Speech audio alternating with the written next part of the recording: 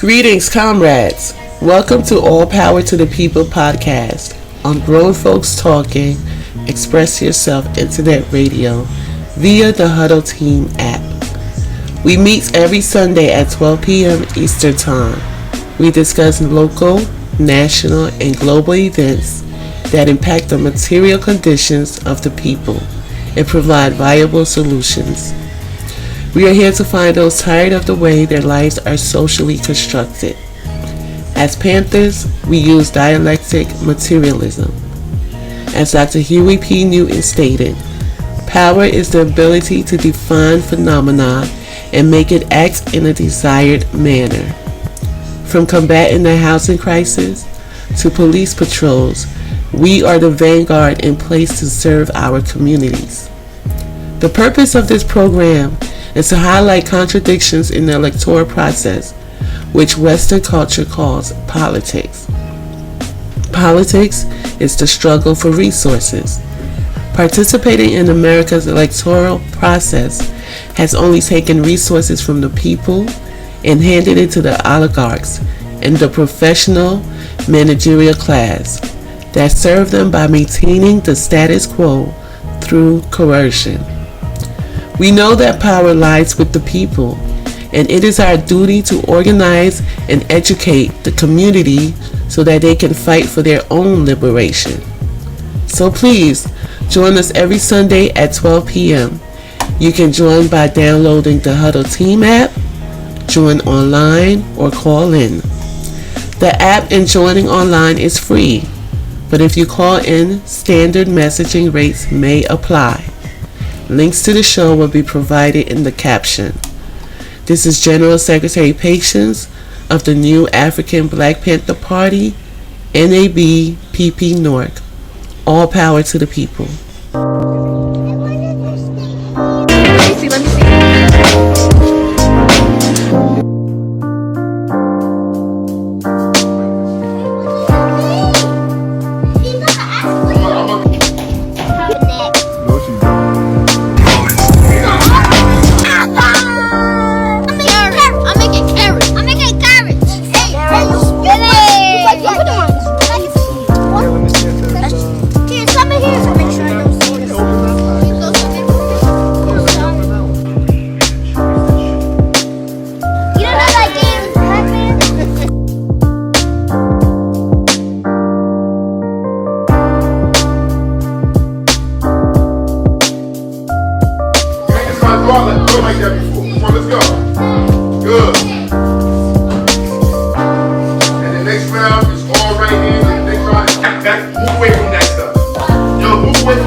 me see.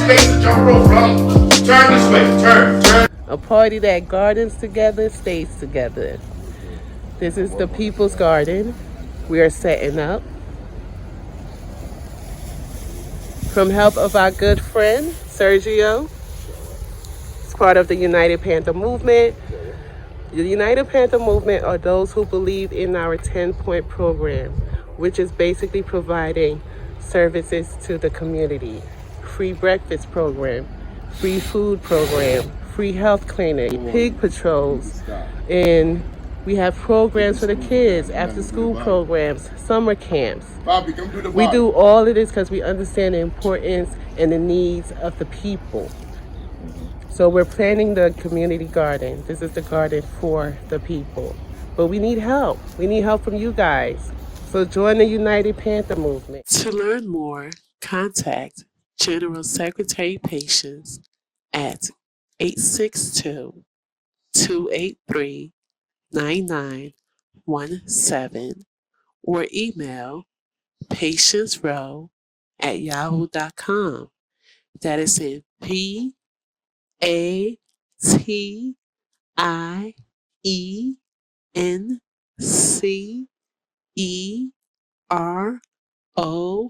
at YAHOO.com.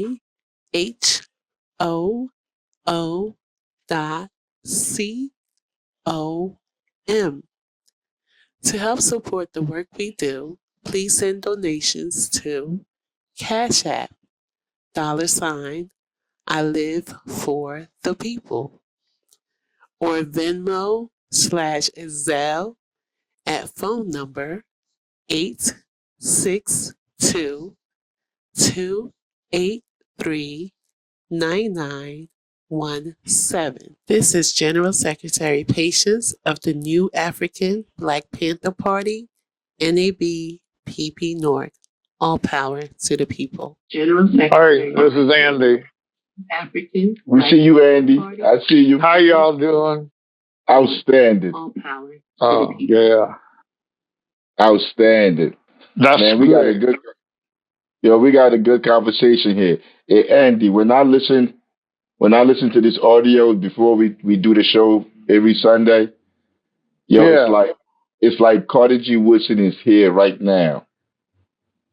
I started going back because I missed some of the episodes. And what are you on now? 10, chapter 10 or? Yeah, chapter 10. Oh my God. They're in the last heat right now. They round in the corner of the election. Yeah, So right. I'm talking about chapter 10 goes directly, it's like he's right here talking about it. It's deep. It's deep how people can have insight and can be able to explain what people can see in real time. I'm amazed, man. Like I continue to be amazed. Like he was really a genius.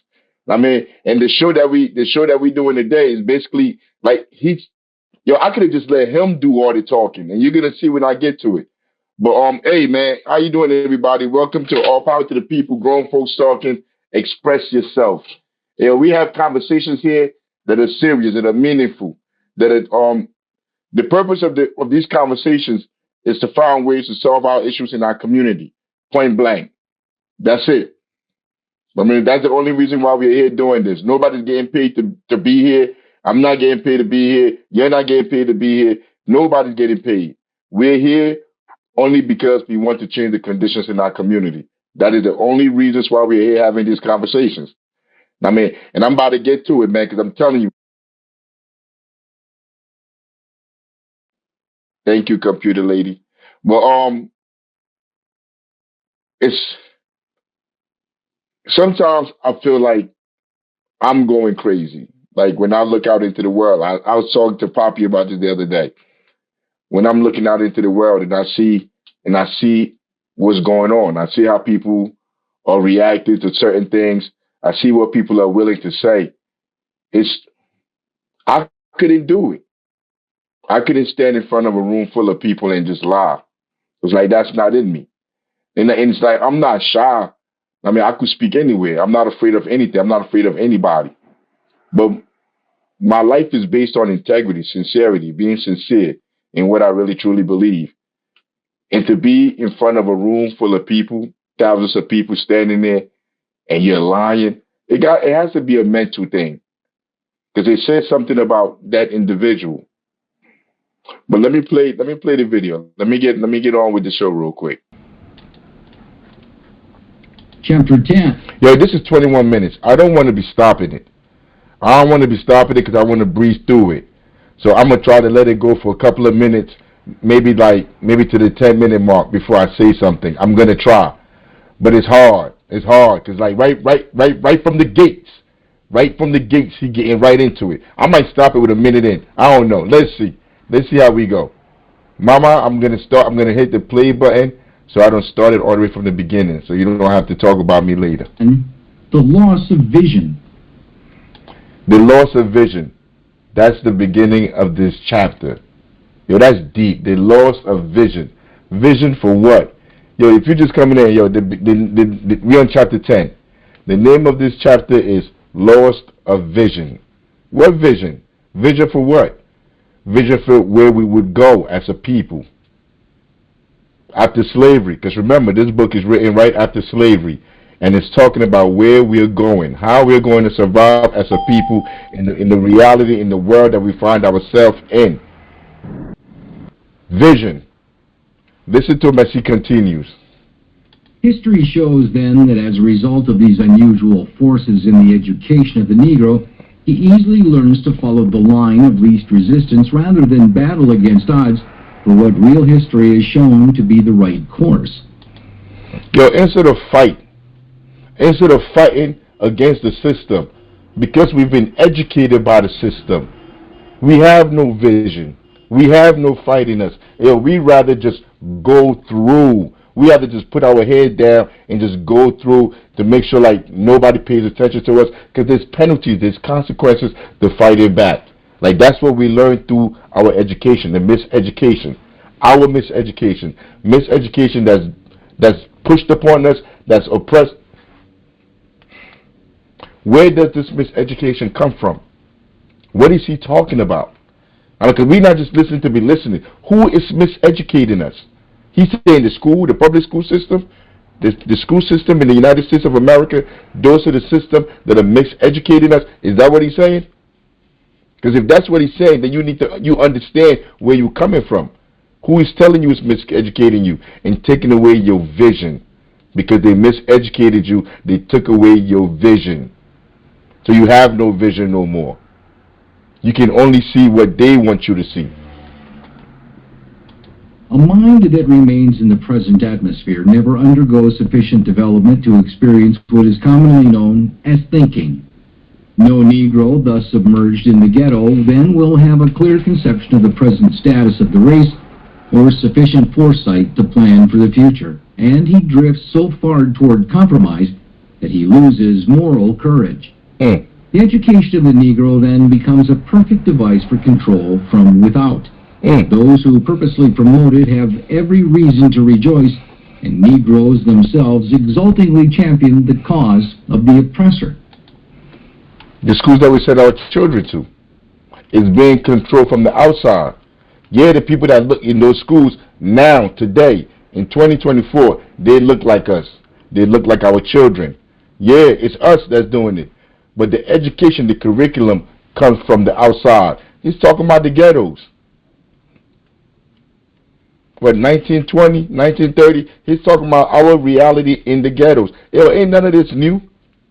He's talking about our reality in those ghettos, that we don't control our destinies. We don't control what our children learn. It comes from the outside in. This is not Africa saying it. This is Carter G. Woodson saying it. I dare anybody to debate Carter G. Woodson or say Carter G. Woodson is wrong.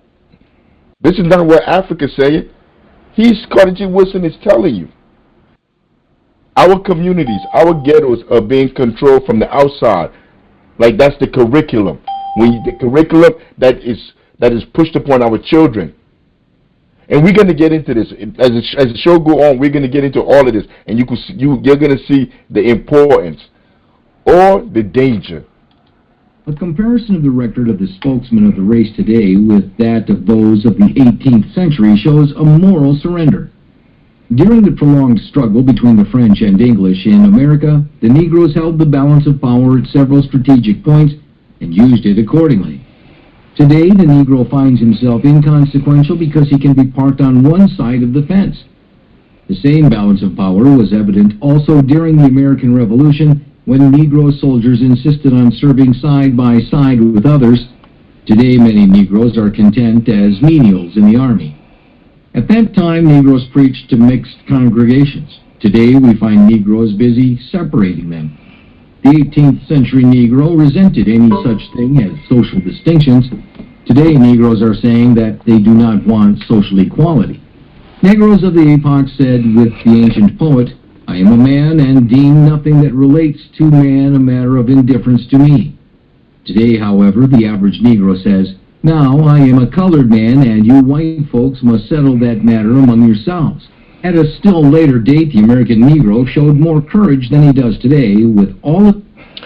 You got to remember, he's talking about the different epochs, the different ages, the different times of how black people dealt with the society here, that they dealt with, the solutions that they taught they should implement to saving themselves, to being able to stay alive, to fight another day.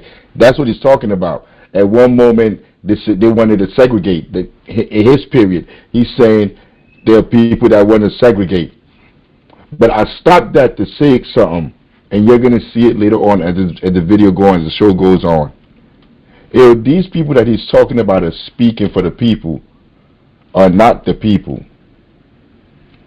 It is not the people that are speaking and saying. The majority, the overwhelming people in the community, in that society at that time, those are not the people that are advocating for, let's say, segregation. Let's say he's going to talk. He's going to go into it about people saying they want to go to Africa, they want to leave, and then he's saying there's some other people saying they want to stay here in America because they live, they die. None of those people talking are the people. These are often people with status, with platforms to be able to speak, but that don't mean they're speaking for us. Just like today, our voices are never heard on corporate media. Our voices are nowhere. They're not heard, not even on independent media, on the computer. All of that stuff, like our voices are not there. None of those people speak for us. So I need you to understand that when he's saying, like, at one phase, the people wanted to do this, we wanted to do that. Nah, the people didn't want to do that. That's what the Negroes that were acceptable, or that had the platforms, or that had the authority to speak. Those who came up with those ideas. If you went to the people and you asked the people that were on the plantation, the people that were suffering, catching hell, what they would say would be totally different than somebody that's in the house with massa, that understands how to read and write. How those two people think, how they see the world is different. The one in the house may want to prolong slavery, incrementalism. Like we're going to part by part, bit by bit, we're going to work on breaking down slavery. The person on the plantation getting whipped out there from sun up to sundown picking cotton, or going through all that hell in the plantation. They don't want to hear incrementalism. They want to hear right now. Right now. Ballot or the bullet. That's what they want to hear. They don't want to hear incrementalism. Let's wait 20 years. Let's get the president in. Then let's get the Congress in. Then let's get the city, the mayors, the governors. Let's do all of this stuff, and then we're going to change stuff. And then when they finally got all three branches, they have the mayors, they have the governors, they still don't do nothing. But then let's repeat that again and do it again. Nah, the people on the plantation, the people in the ghettos, that's not what they want. And their voices are never, ever heard, or never even given an opportunity to be heard. This so-called enlightenment. When the free Negroes were advised 100 years ago to go to Africa, they replied that they would never separate themselves from the slave population of this country, as they were brethren by the ties of consanguinity, of suffering, and of wrong. 1800. Today, however, the Negro in the North turns up his nose at the crude migrant from the South, who brings to the North the race problem, but along with it more thrift and actual progress than the Northern Negro ever dreamed of. You hear what he just said? The Northern Negro turns his nose up at the Southern Negro that's migrating, coming up here, trying to find a better way of life, that's leaving the plantation life and coming up north. The Northern Negro, not Northern white person, the Northern Negro turns his nose up. But he's not talking about the masses of us. He's talking about the ones that live close to master, because they worry somebody's going to take their position. Those are the ones that are worried. Those are the ones that you see complaining. Because they have no vision. They have no vision of building institutions of their own. He's going to get into that. I don't want to jump the gun. He's going to get into that. In 1816, free Negroes like Richard Allen, James Forten, and Robert Purvis were referred to as a foreign element whose social status might not be secure in this country. Instead of permitting the colonizationists to shove them aside as criminals to be deported to a distant shore, they replied in no uncertain terms that this soil in America which gave them birth is their only true home. Yo, did you hear what he just said? Those were free Negroes in 1816. Remember, I just told you, it's never us that be saying these things. Those were free Negroes. Imagine what you got to do, or who you got to be a free Negro in 1816. They were free, and they say, nah, we not going to Africa. Nah, all of y'all on the plantation, nah, we not going to Africa. Nah, you know what we're going to do? We're going to stay here and fight for what's rightfully ours. Because they're free. Because they're free. They're eating good. They can afford to do that. They're free. They're good. Nah, we ain't going to go. He just said it. In 18, he dropped their names too. I'm not gonna go back and play. When you watch this over, replay it back and listen to the names he said. Free Negroes. This is how they saw it. Nah, we're not going to get our own land. We're not going back to Africa. What? Go back to Africa? Here their fathers fought, bled and died for this country, and here they intended to stay. Hey. Today, when such things come up, you find Negroes appearing upon the scene to see how much pay they can obtain to assist in the proposed undoing of the race. Further emphasizing this thought of resistance, a few years later, Nathaniel Paul, I almost missed that. Albany, I almost missed that, which is important, and we're going to need to go back to this over and over. Yo, I even wrote it down in my notes. You find Negroes appearing upon the scene to see how much pay they can obtain to assist in the proposed undoing of the race. And that is the epoch that we are in today. Yo, like that was in the beginning. This is like the first couple of sentences, paragraphs in this chapter. And that is where we are at today. No moral, no integrity, no character. You find Negroes appearing upon the scene to see how much pay they can obtain to assist in the proposed undoing of the race. You want to go larger, you say class, you say people, whatever you want to see, whatever you want to say. You see these people coming up. They're all around us. The influencers. They're all around us. I don't want to jump the gun too much, man. Informed the colonizationists that the free Negroes would not permit their traducers to formulate a program for the race. Hear that? You may go ahead with your plan to deport this element in order to make slavery secure, he warned, but the free Negroes will never emigrate to Africa. Hear that? They shall stay here and fight until the foul monster is slavery must go. Did I believe it? You hear that? Like this Carter G. Woodson telling you in 1930s, he's telling you, like he's a historian. He's going by telling you the history. He's telling you like there were black people that was like, nah, when black people are free, they're not trying to go back. They're not trying to go back to Africa nowhere. They don't want to go nowhere. They want to stay here. These are the ones that are allowed to speak, the ones that have the ability to speak. They're not speaking they're not talking to the people that's on the plantation with their legs cut off. They're not talking about those people, their genital cut off, family dispersed all around. They can't find their family. That's seeing their children get murdered on the plantation. They're not talking. Those are not the people that are saying like, nah, let me go so I can go back to Africa. Those are not the people that they're talking to. They're talking to the sellouts. Like Malcolm X said, the house Negro. And they're all around here. You see them everywhere here. Those are the only ones that are allowed to live and really succeed in America. Yeah, it's harsh to say it. People may find that harsh. Only the ones that are able to succeed in all these government jobs, these state jobs, this police jobs, all of these institutions. Those are the ones. It is what it is. And that's what Carter G. Woodson is telling you. He's going to tell you more. He's going to make it more clear for you. Would always continue, said he, and that man to the end of time would be permitted with impunity to usurp the same undue authority over his fellow. I would disavow any allegiance or obligation I was under to my fellow creatures, or any submission that I owed to the laws of my country. I would deny the superintending power of divine providence in the affairs of this life. I would ridicule the religion of the Savior of the world and treat as the worst of men the ministers of the everlasting gospel. I would consider my Bible as a book of false and delusive fables and commit it to the flames. Nay, I would still go farther. I would at once confess myself an atheist and deny the existence of a holy God. And these Negroes of a century ago stood their ground and fought the pro-slavery deportationists to a standstill, for with the exception of a few pioneers, the immigrants to Liberia were largely slaves manumitted on the condition that they would settle in Africa. These freed men then could have no ideals but those of the slaveholding section from which they were sent. They established, therefore, a slaveocracy in Liberia.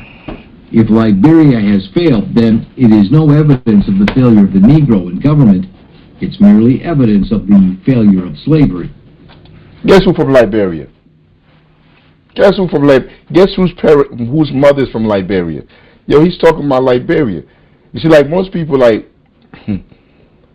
a couple of times, people told me because they know I'm not ashamed. My name is Africa. I name myself Africa, so I'm not ashamed to be. To be seen as an African. And most people, when they see me, they just think like, yo, he's African. Yo, why don't you go back to Africa? Carter G. Woodson writing this book in the 20s, 30s. He didn't know Africa. He didn't know my family came from Mississippi, and my family were one of the people that went back to Africa, to Liberia, to go recolonize, to colonize Liberia. Because when they were talking about what he's talking about, where there was some black people that wanted to go back to Africa and some black people that wanted to stay here, and I said the people that's having these conversations are not the people on the plantation. That's what I just said a few minutes ago. It's not the people on the plantation that's having these conversations. The people that's having these conversations are people often with the platform, the ability to do so, and those are often the house Negroes, the sellouts. They're the ones that have the ability. So they're the ones that go to Liberia, that take people to Liberia. But they go to Liberia for the state, for the people that's controlling the community from outside the community. They go to Liberia for the United States government, and the United States government sent them there for them to go colonize Liberia. So when they go there, what do? They start slavery right in Liberia. And it's still going on till this day. They're still fighting till this day. In fact, we're not like so.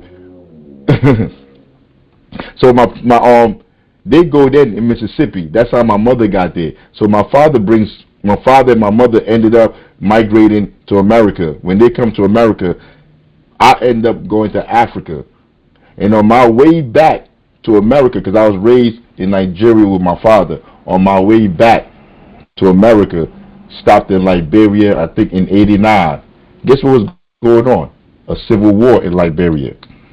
The civil war in Liberia was because of those people that went down there, that left, those slaves that left. Remember the Mississippi, the first generation of my family was one of them that went down from Mississippi, went to Africa, and went down there and colonized those people and turned them into slaves.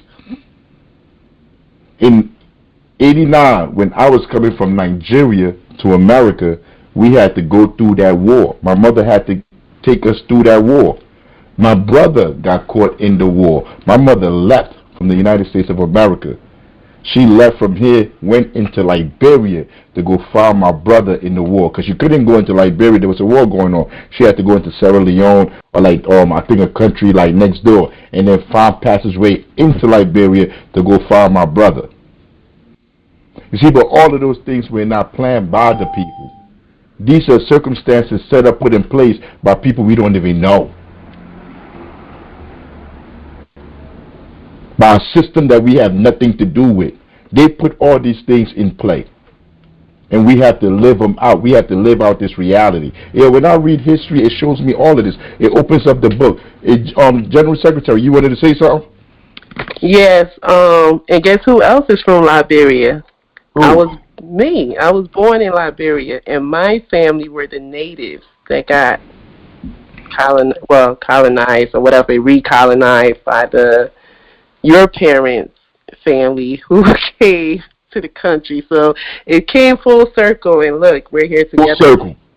Fighting imperialism. Full circle. Now she's a native. Her blood is native of Liberia. And mine, I'm half Nigerian, and my mother is from Liberia, but her family migrated to Liberia from here. And now in 2024, she's a native. I'm one that migrated there, and we are together now fighting for the community, fighting for the people. Like, it's a story. If you pay attention to history, you have a story. Each individual one of you have a story that you haven't gone into, you haven't opened up the books to really tap into and see. Your grandfather, your great-grandparents, how did they get to where they're at? Man, I'll keep talking all day. I don't want to, because we got to get this thing going. The Negroes attacking Jim Crowism almost a century ago fearlessly questioned the constitutionality of such a provision. Speaking through Charles Lennox Ramond of that day, they said, "There is a distinction between social and civil rights. We all claim the privilege of selecting our society and associations, but in civil rights, one man has not the prerogative to define the rights for another. These race distinctions react in all their wickedness, to say nothing of their concocted and systemized odiousness and absurdity, upon those who are illiberal and mean enough to practice them. In our day, however, we find some highly educated Negroes approving such Jim Crowism. For example, not many years ago, an outstanding Baptist preacher, dabbling in politics in West Virginia, suggested to the whites that they enact a Jim Crow car law in that state, and we had difficulty in crushing that sentiment.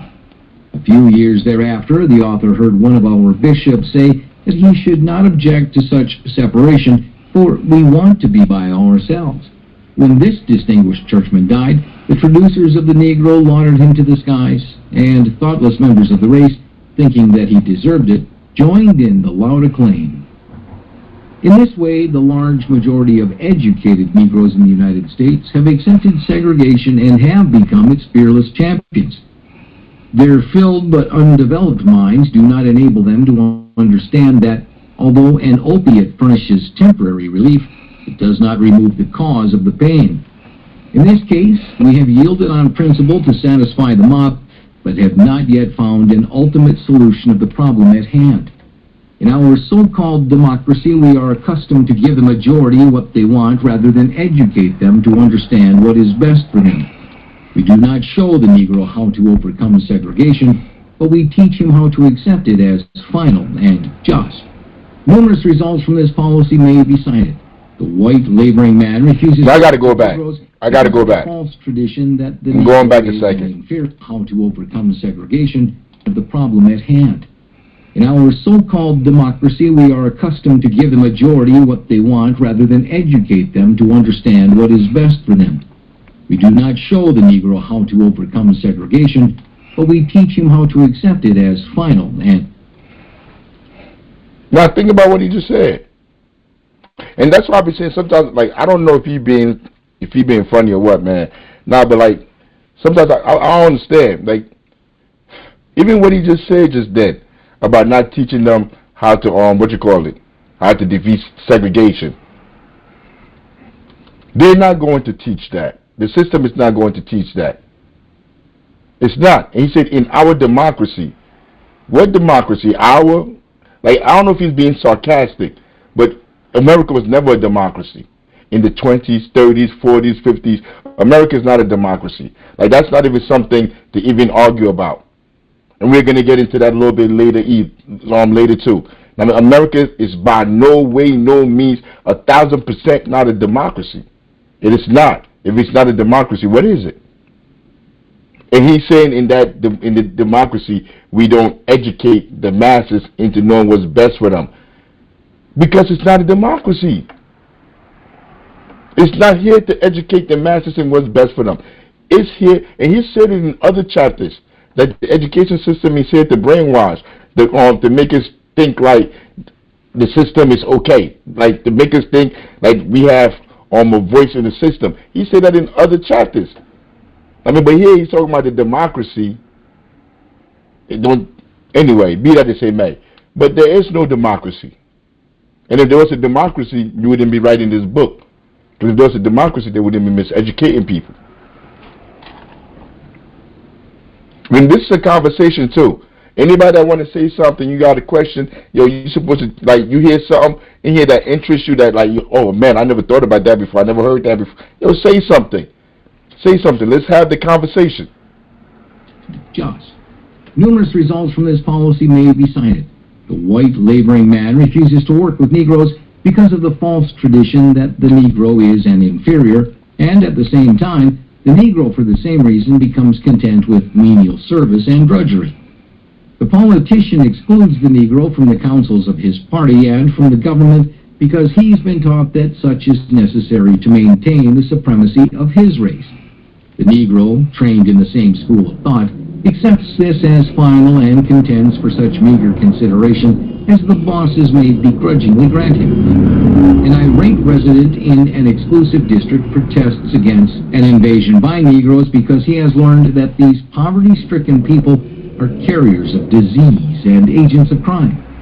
The Negroes, believing that such is the truth, remain content in the ghetto. The irrational parent forces the separation of the races in some schools because his child must occupy a seat next to a pupil of tainted African blood.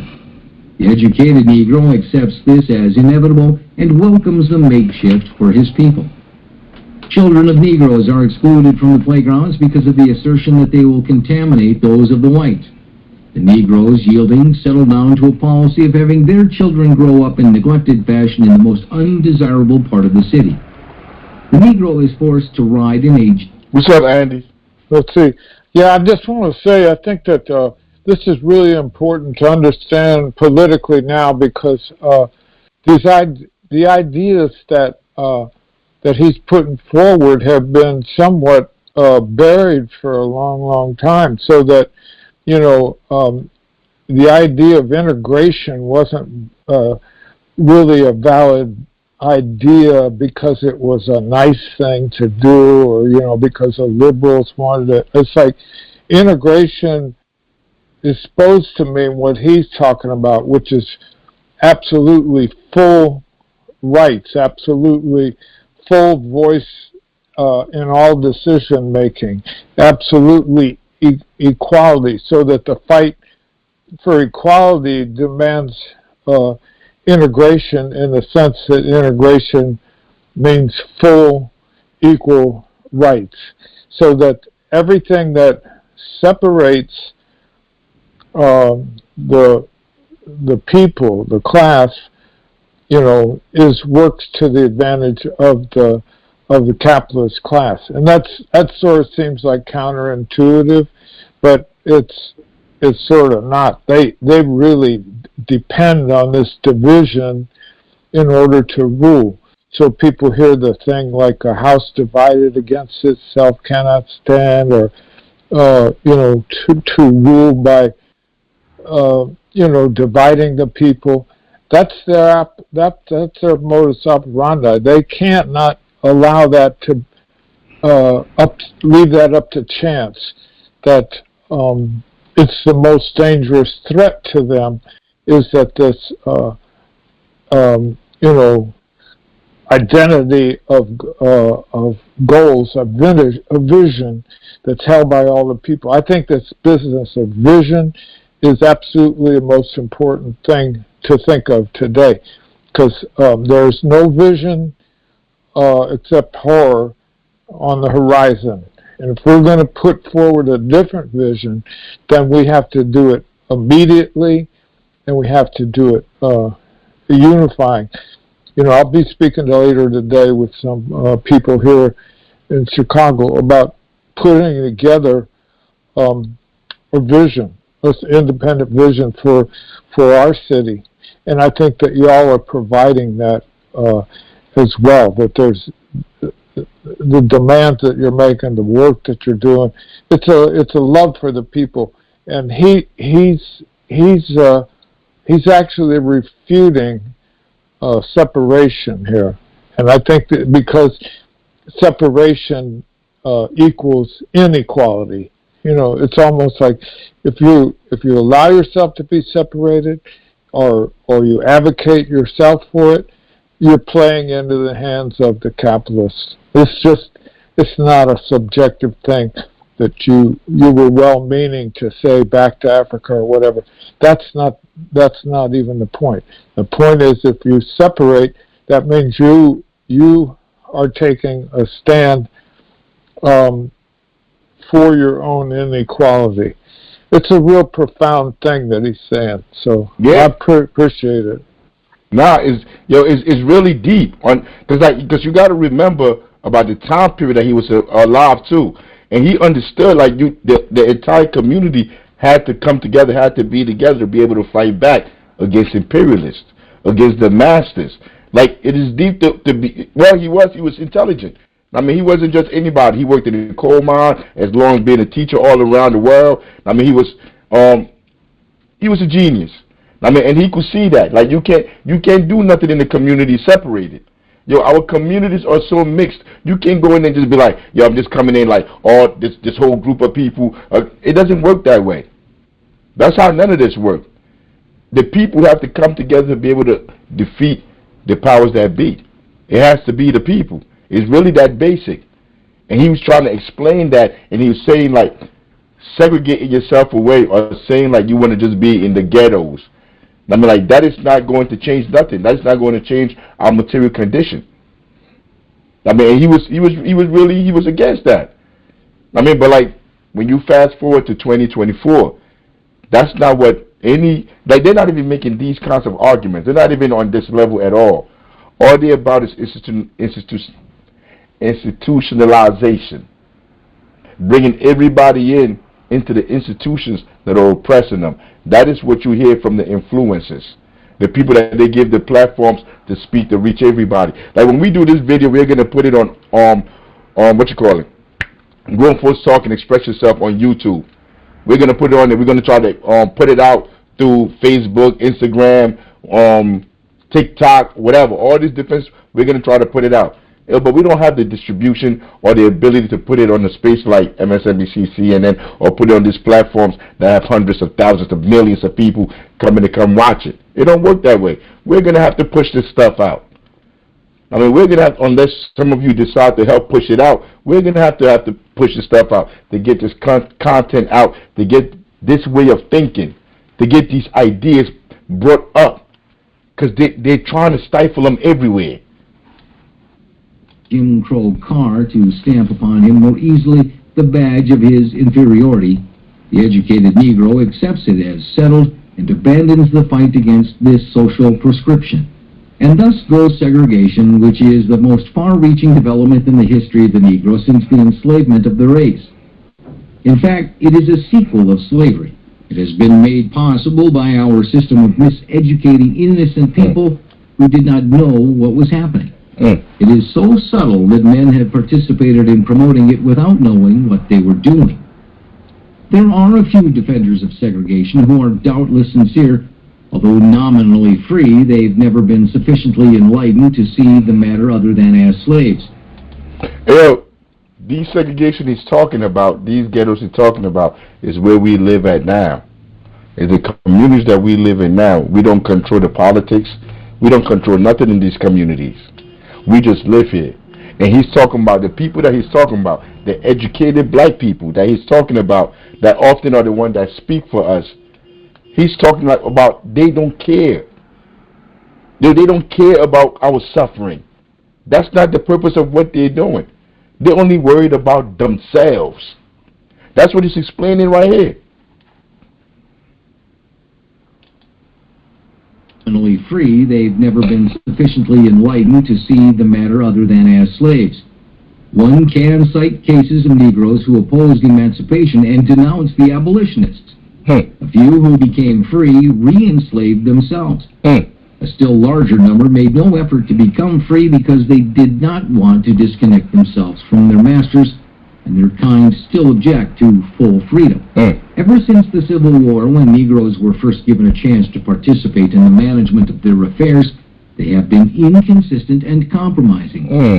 They have tried to gain one thing on one day by insisting on equality for all, while at the same time endeavoring to gain another point the next day by segregation. No, he's telling you. Like, these people are not sincere. Like, they flip-flop. They go from which one end to the other. Like, they'll tell you, like, we're against electoral politics. But then they'll turn around, they talk about something. I want to start this after party. Now, what are you talking about? Like, you make no sense. Like, 1 minute, I'm against the police. The next minute, like, all police, the police are not bad. We need police in our community. We're not asking for police in our community. We could police our own communities. The police are no good in our communities. It's either they're bad or they're not. They're bad. Police no good. They're not in our communities to do any good in our community. They're there to police our communities, to keep us in our ghettos. That's what the police are there for. So you can't tell me in one breath, F the police, yeah, I was down with Public Enemy in the 80s, we used to play this, and then the next second you're telling me, like, yeah, we need more cops in the community. You're weird. You sound crazy. You're making no sense. Because everything you're saying is not about you being sincere or trying to see the upliftment of the people in those communities. It's for you to get a job, for you to get access, for you to get money. That's what Carter G. Woodson is saying. And that's what goes on today. We see it everywhere. We got to hurry up and finish this. One moment, Negroes fight for the principle of democracy, and at the very next moment, they barter it away for some temporary advantage. You cannot have a thing and dispose of it at the same time. But again, I'm going to say it. He said Negroes. No, it is not us. We must differentiate ourselves from this class of people, from these people that do this. We must differentiate ourselves from Al Sharpton, from Ben Crump, from all these politicians, from Obama. Like, they're not like us. We not the same. We not the same. What they want and what we want is two different things. You can't even fight white supremacy until you understand that point. What they want and what we want is not the same thing. And we must differentiate it. And I wish he had differentiated it when he was making these statements. But he did. He said our most educated, our highly educated. That's what he's calling them. That's what he's calling those class of people. Our educated. My bad, Carter G. My bad. For example, the Negro political leaders of the Reconstruction period clamored for suffrage and the right of holding office, serving in the militia, and sitting on the jury. But few of them wanted white and colored children to attend the same school. When expressing themselves on education, most of them took the position of segregationists, and Charles Sumner, in his fight for the civil rights of the Negro, had to eliminate mixed schools from his program, not only because many whites objected, but also because the Negroes themselves did not seem to want them. All of these leaders might not have been looking for jobs in those days, but as nominal free men who were still slaves, they did not feel comfortable in the presence of their former masters. These timorous men were very much like some Negroes who were employed near the author's home in Virginia by a northern farmer who had moved into the state after the Civil War. When breakfast time came the first morning, he called them in to eat at the table with his family. These actual slaves, however, immediately lost their appetite. One finally called the employer aside and settled the matter in another way. He said, "Now, boss, you ain't used to the rules about this country. You just can't sit at the table with the white folks. We've been used to eating a cake or bread out of yonder between the plow handles. Let us go out there." The system, therefore, has extended from one thing to another until the Negroes today find themselves hedged in by the color bar almost every way they turn, and set off by themselves. The Negroes cannot learn from the example of others with whom they might come into contact. In the ghetto, too, they are not permitted to construct and carry out a program of their own. These segregating institutions interfere with the development of self-help among Negroes. For often, Negroes fail to raise money to establish institutions which they might control, but they readily contribute large sums for institutions which segregate persons of African blood. You hear that? You hear that right there? I can't let that slide right there.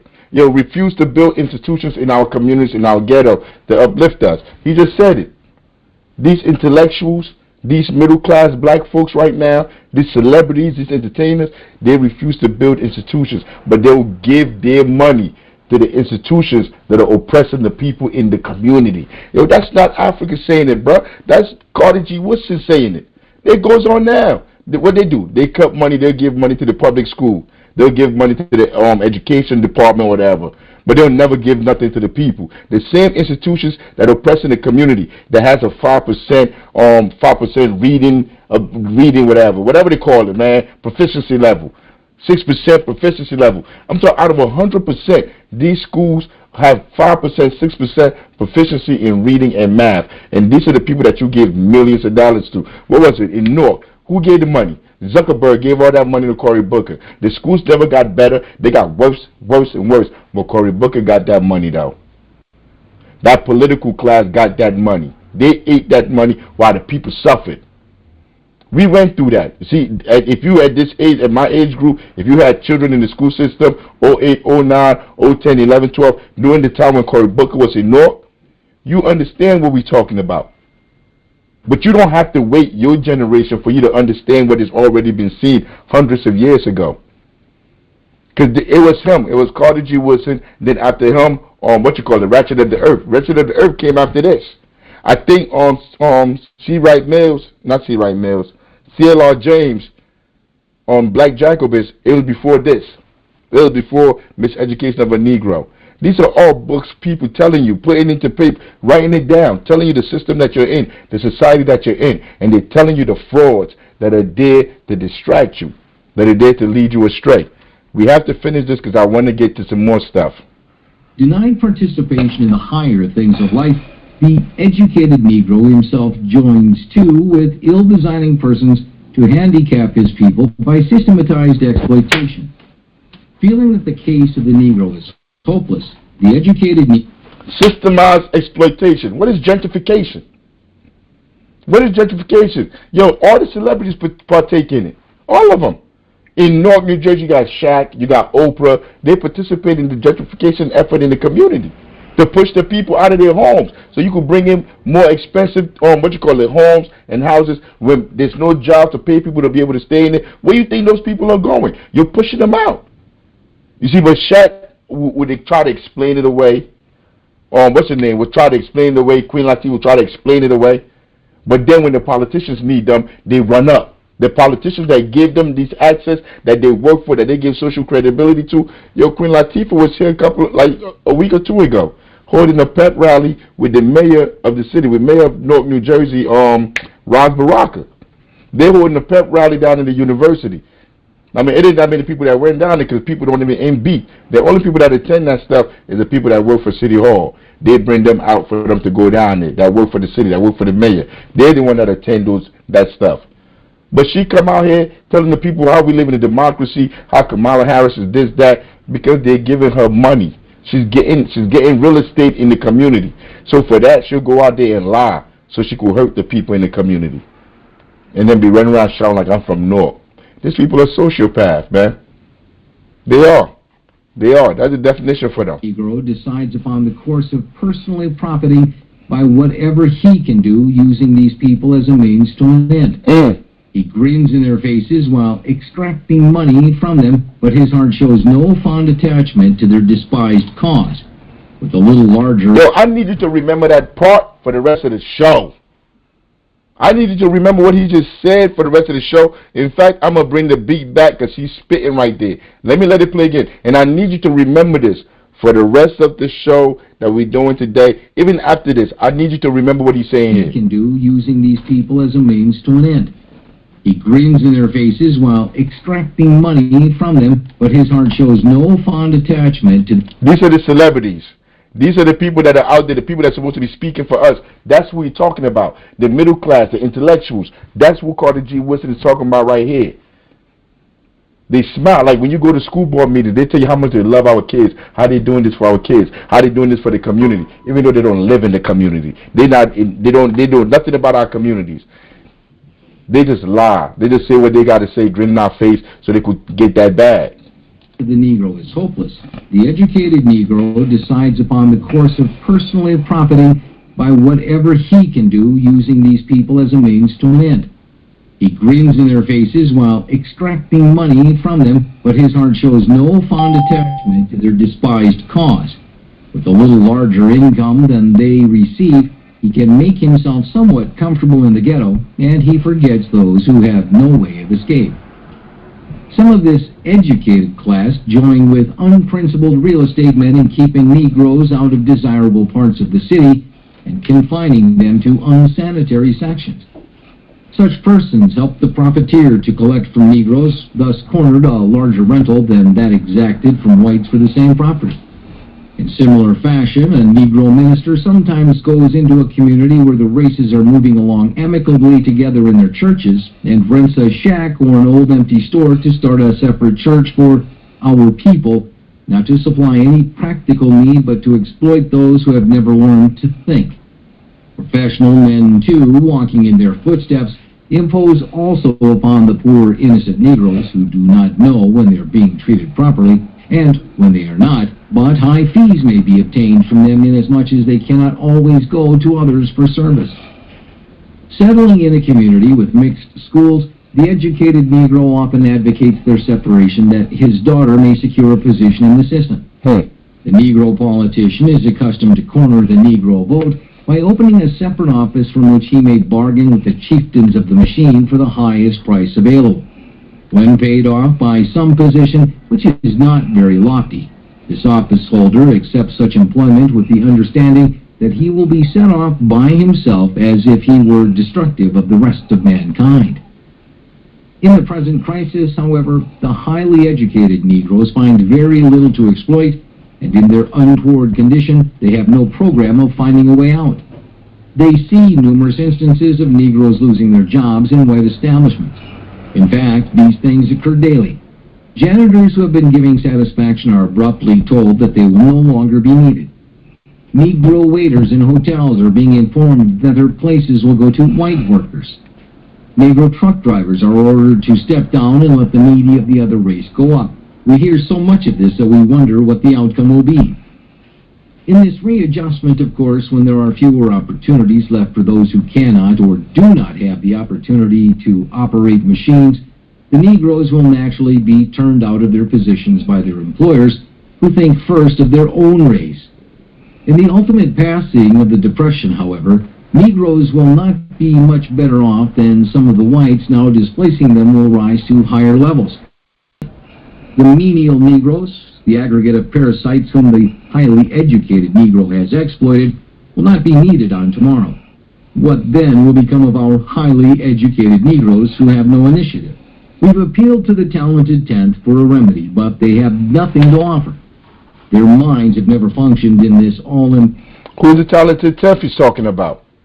We have appealed to the talented tenth, and they have nothing to offer. These are your lawyers, your doctors, your teachers, your professors, your politicians, your entertainers, your celebrities. He's telling you, we've appealed to them, and they have nothing to offer. He's about to tell you why they have nothing to offer. I mean, like, it's like I keep telling you about them. I also want to get to, like, what we could do, what we should be doing. If you watch the previous shows, you understand. You know what we should be doing. We got to build our own institutions. You got to build your own institutions in the community. The community, the people in the community must organize. You must be the organizer in your community to bring people together, to start working together, to build those institutions. It's not impossible. We're doing it. We have an after-school program. We feed people during the week. Sometimes 2-3 times out of the week, we go deliver groceries. And I'm not talking about going to deliver some BS.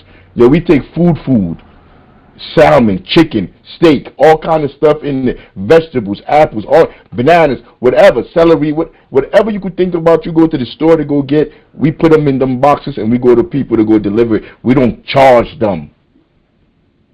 We don't charge them.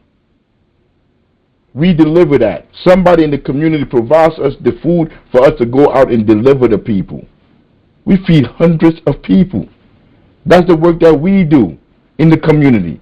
Not waiting for the government, for somebody from the government to come and say, yo, I'm going to give you this, we're going to do this, whatever. No, we're doing it. We have the after-school program. We have a transportation system where we pick up kids and take them to school, pick them up from school, take them to the after-school program. We have activities. We have garden. We're teaching them how to garden, how to plant stuff. Cause like when you have children working with the soil and they're working with the earth, they're working with animals, they're understanding like what life, the importance of life. Like that's the foundation of making a human being. You can do that. You don't need nobody. You don't need the government to come do it. You don't have to go to college and get degrees and somebody to tell you to do it. You can do it. We can show you. Hit the inbox. Hit us up. All our information is everywhere. You can do this. So even though we talk about what they're not going to do, what they refuse to do, we must talk about us doing it because they refuse to do it. So just because they refuse to do it, so all of us in the ghetto, we don't just sit here like, all right, so nobody going to do that. Nah.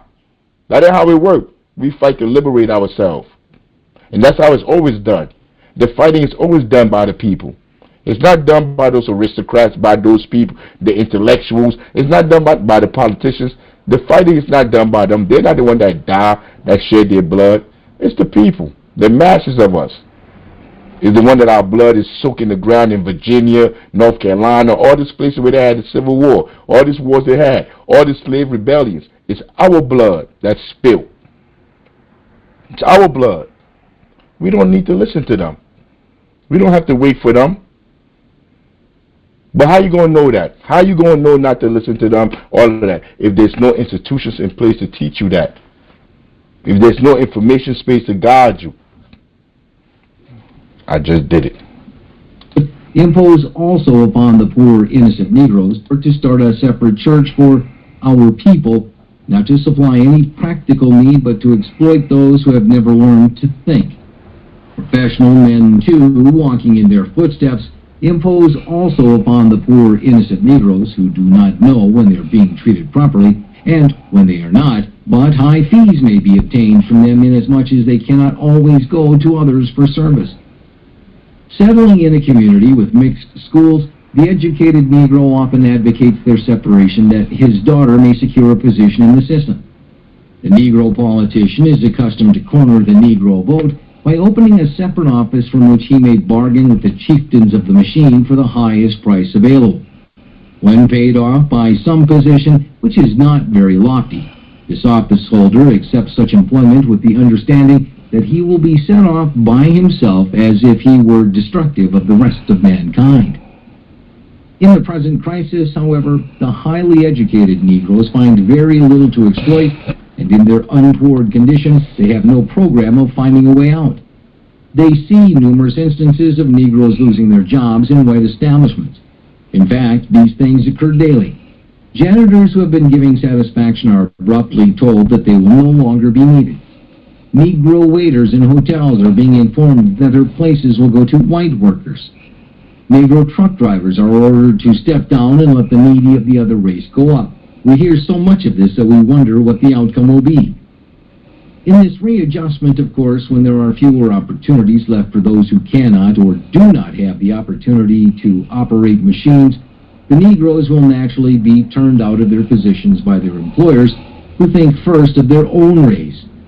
In the ultimate passing of the Depression, however, Negroes will not be much better off than some of the whites now displacing them will rise to higher levels.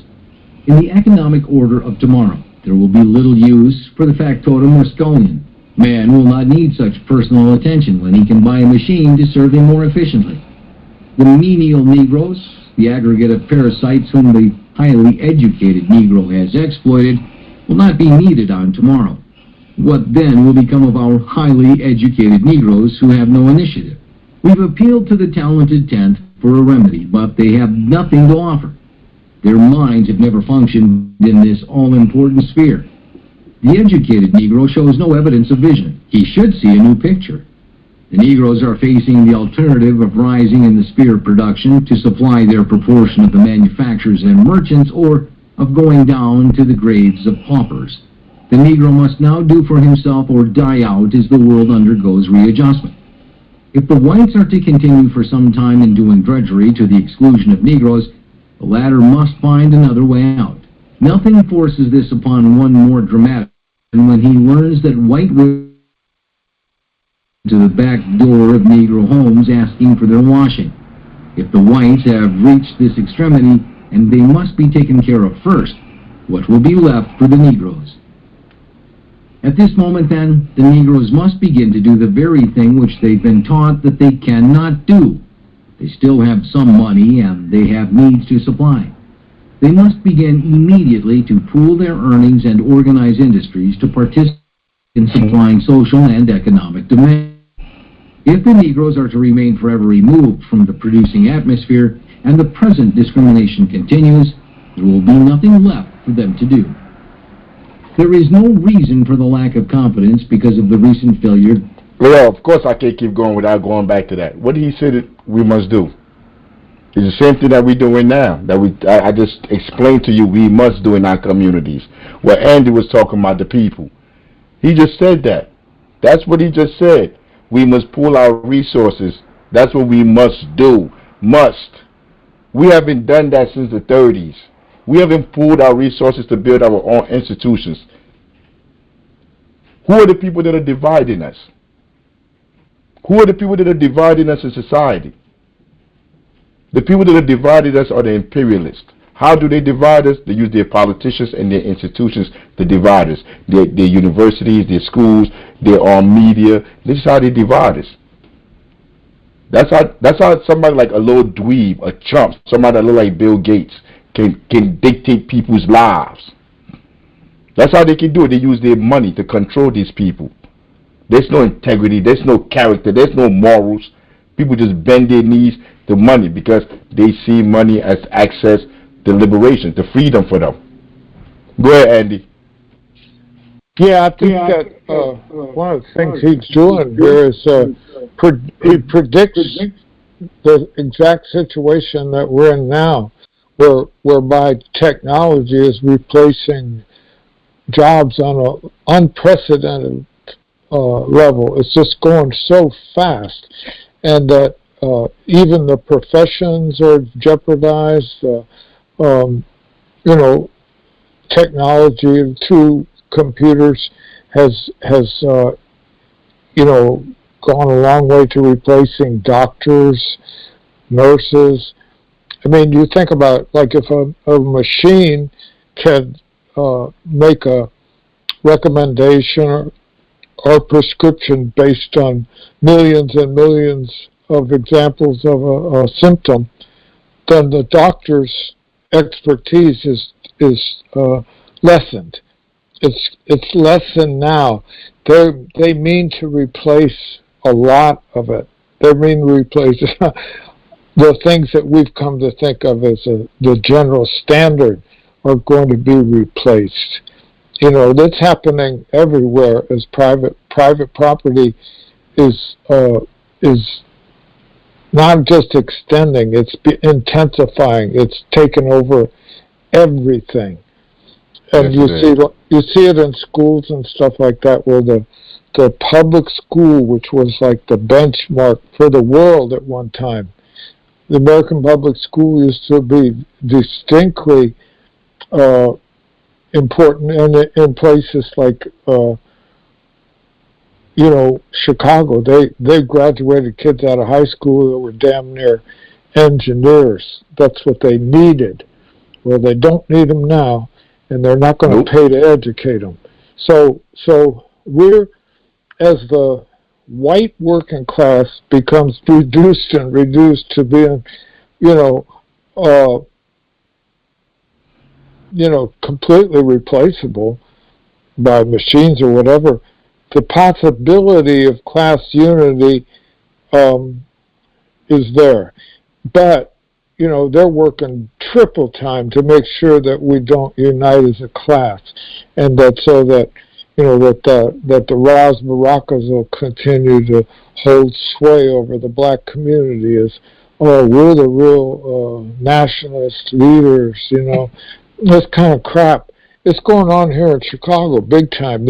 When these people who have been in the driver's seat working their nationalism to their advantage for years and years, they ain't going to give it up easily. They want that political control, and they will hurt somebody to get it, to keep it. Yeah. And so we're up against it as a class now, like never before. And after this fucking election, I don't even want to predict, but I know damn well if we don't do it ourselves, it ain't going to get done. Word up. Negro enterprises, although the highly educated Negroes assert the contrary. This lack of confidence is the cause of the failure of these enterprises. If the Negroes had manifested enough confidence in them and had properly supported them, they would have been strong enough to stem the test in the crisis. Negro banks, as a rule, have failed because the people, taught that their own pioneers in business cannot function in this sphere, withdrew their deposits. An individual cannot live after you extract the blood from his veins. The strongest bank in the United States will last only so long as the people will have sufficient confidence in it to keep their money there. In fact, the confidence of the people is worth more than money. The lack of confidence of the... Yeah, remember that part. The confidence of the people is worth more than money. The confidence of the people is worth more than money. That's why you need influencers. That's why you need celebrities. Because the celebrities follow these influencers. They're groupies. Whatever these influencers say, they think like, yeah, because they said it, they must be right. Remember what he just said about the influences, about the confidence. Because that's the whole purpose of bringing out celebrities, bringing out all these people to speak for you on how good of a person you are, but you're not saying what you're really going to do for the people. Negro in himself and in his possibilities is what has kept him down. His miseducation has been a perfect success in this respect. Yet it's not necessary for the Negro to have more confidence in his own workers than in others.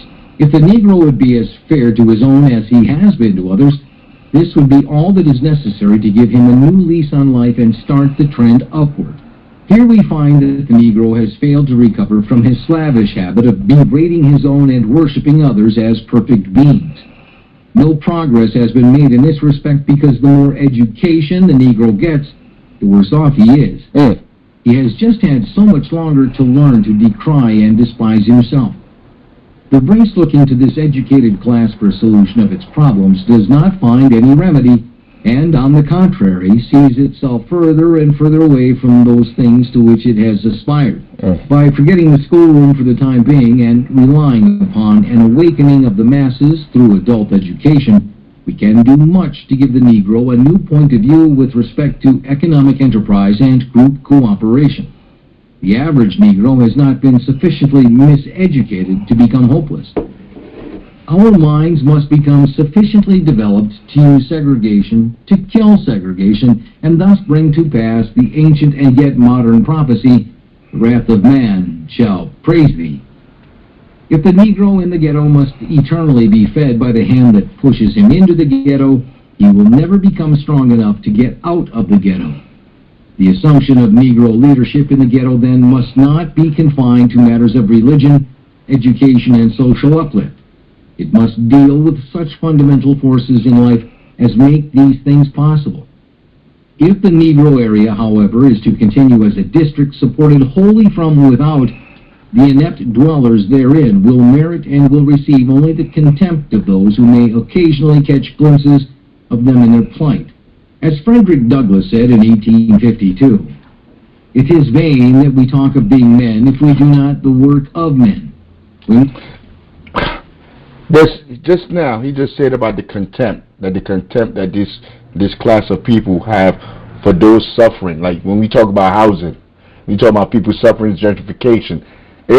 People like Queen Latifah, like Shaq, all these people that are benefiting from it, they have contempt for the people that's making all this noise, crying about, like, why are you out there crying about gentrification? Don't you know we're bringing in a better class of people to come in the community? This is the stuff that they say out of their mouths. They don't care about nobody in those communities. And he's telling you that. He's telling you that. I'm going to bring it back a little bit. He's telling you. Not be confined to matters of religion, education, and social uplift. Yeah, the people that's talking about helping the community, it must not be confined to religion. He's saying, like, it can't be confined to religion. You have to build institutions in the community. That's what he's saying right here. That you can't confine it to just telling people about God. It must deal with such fundamental forces in life as make these things possible. If the Negro area, however, is to continue as a district supported wholly from without, the inept dwellers therein will merit and will receive only the contempt of those who may occasionally catch glimpses of them in their plight. As Frederick Douglass said in 1852, "It is vain that we talk of being men if we do not the work of men. We must become valuable to society in other departments of industry than those servile ones from which we are rapidly being excluded. We must show that we can do as well as they. We can build as well as live in houses.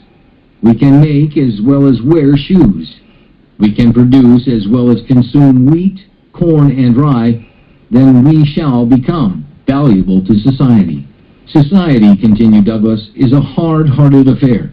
With it, the helpless may expect no higher dignity than that of paupers. The individual must lay society under obligation to him, or society will honor him only as a stranger and a sojourner. Deep. And that was Frederick Douglass. That was Frederick Douglass speaking. So that's like 100 years before Carter G. Woodson, and he was saying if we don't learn how to build institutions in our communities to sustain ourselves, we will end up being whatever he said at the end. Whoever remember could tell me what he said at the end. But basically, we'll be where we at now. We'll be exactly where we at now if we don't build institutions to show that we're human beings, that we can sustain ourselves, we can survive. And now, in this epoch right now, where we at, our middle class, our intelligent, our intellectual class, the celebrity class, all they're doing is preaching assimilation into a system that continues to oppress us. That's all they do. I'm about to play what's her name, Crystal Ball from Breaking Points. She said something that I don't even think she called herself. But they're talking about, Trump and them had this stuff down in Madison Square Garden, and everybody's saying that they had this KKK rally. Everything that they do is KKK. All their rallies is KKK. Wherever they meet at is KKK. It is KKK. They're white supremacists. The Trump, whoever, all the people that support Trump, they're all white supremacists or too ignorant to understand what they're supporting. Ain't no either way about it. It's a white supremacy party. So wherever they meet at, they do white supremacy stuff. So they meet up at Madison Square Garden, and what you think they're going to do? They're going to do white supremacist stuff. What white supremacists do, what the KKK do, because that's what they are. So they're talking about Puerto Rico. It's a garbage. It's a floating garbage out in the ocean. They're talking about black people with watermelons. They're talking about all kind of crazy stuff they're talking about over there. Like, to them it's a joke. It's funny. Ha, ha, ha. And then Crystal Ball on their show Breaking, they're talking about it. They're breaking it down. Now listen to what she say, and I'm going to come back and say something. Ugliest parts of yourself. That's what was on display here. I mean, Tucker came close to saying it. He said something to the effect of, what we love about Trump is he's given us permission to tell the truth, which is, of course, preposterous when you look at a guy in Donald Trump who probably lies more than, literally any other political figure we've ever seen. Trump lied just as much as all politicians. They're all liars. Trump a liar, Kamala a liar, Barack a liar. She's a liar. She's a ex-politician. Like, when she's talking, you can see her looking, you look out, she be looking away. Like, you could, there's telltale signs to when they know they're lying. Like that little nervous laugh, like Trump is they're all liars. All these politicians are liars.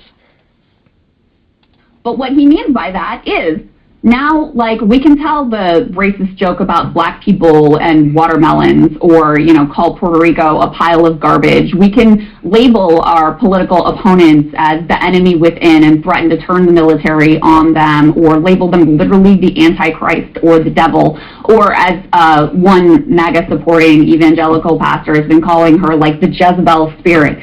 We can do all of those things. We don't have to pretend that we have this veneer of polite society. And it's really not about policy, because we've seen him be all over the map. That's all I wanted you to hear, that part right there. Like she said, veneer society. I'm gonna play it back. And it's really not about Paul's spirit. We can do all of those things. We don't have to pretend that we have this veneer of polite society. And that we have a veneer of polite society.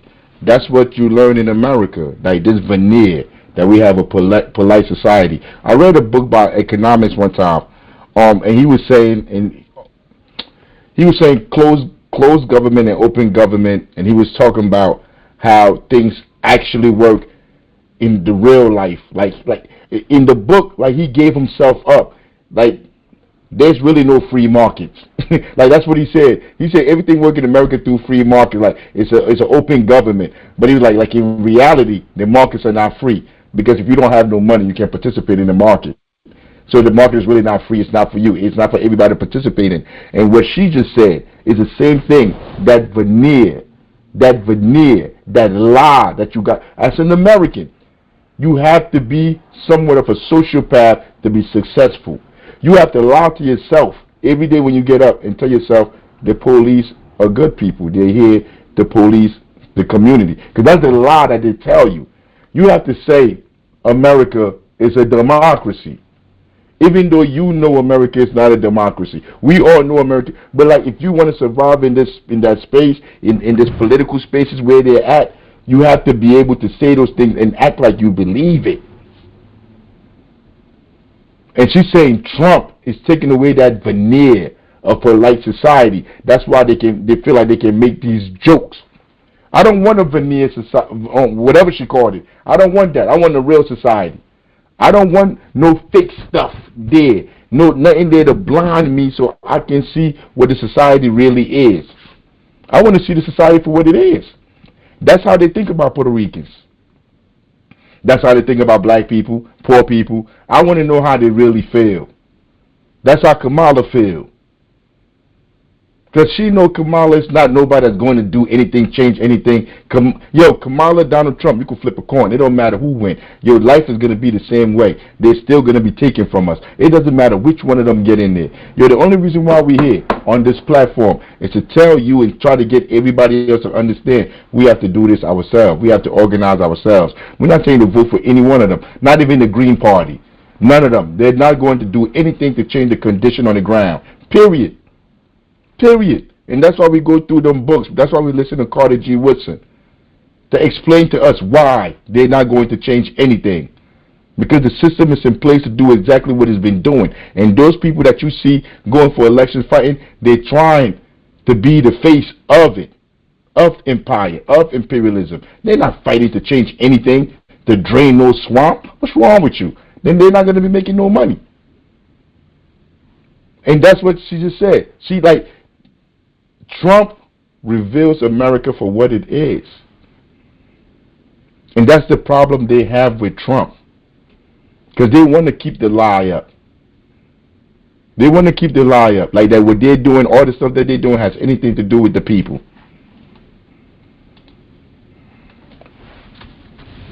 Right here. You're going to hear everybody telling you it's democracy. Our democracy, our democracy, our democracy. Yo, America is not a democracy. What is the Electoral College? The Electoral College is a process, not a place. The founding fathers that established the Constitution, whatever, the founding fathers, you know, those slave owners, the founding fathers established it in the Constitution, in part as a compromise between the election of the president by a vote in Congress and election of the president by popular vote of qualified citizens. Not everybody. Qualified citizens. That's what the Electoral College is. Those rich people that formed America, that decided to organize this society, they put this inside the Constitution. They put it in there. What is the process? The Electoral College process consists of selection of the electors, the meeting of the electors where they vote for president and vice president, and the counting of the electoral votes by Congress. Your vote don't mean nothing. It's all a facade. It's a scam. Yo, the electoral colleges, they the one that decide who will become president. Why don't you, if you think I'm lying to you, bet me. Put some money on it. Google it up yourself. Where did this come from? Archive, www.archive.gov, Electoral College. Like, you could go look it up for yourself. If you don't know what the Electoral College is, if you've never heard of the Electoral College.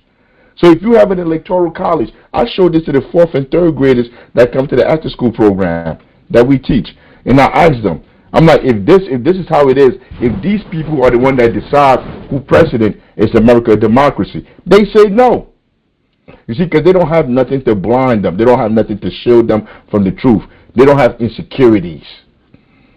They could just look at it plain and be like, no, that don't make no sense. If I'm not the one deciding it and somebody else, or they already got people to decide it, that's crazy. That's not a democracy. This is what they were saying.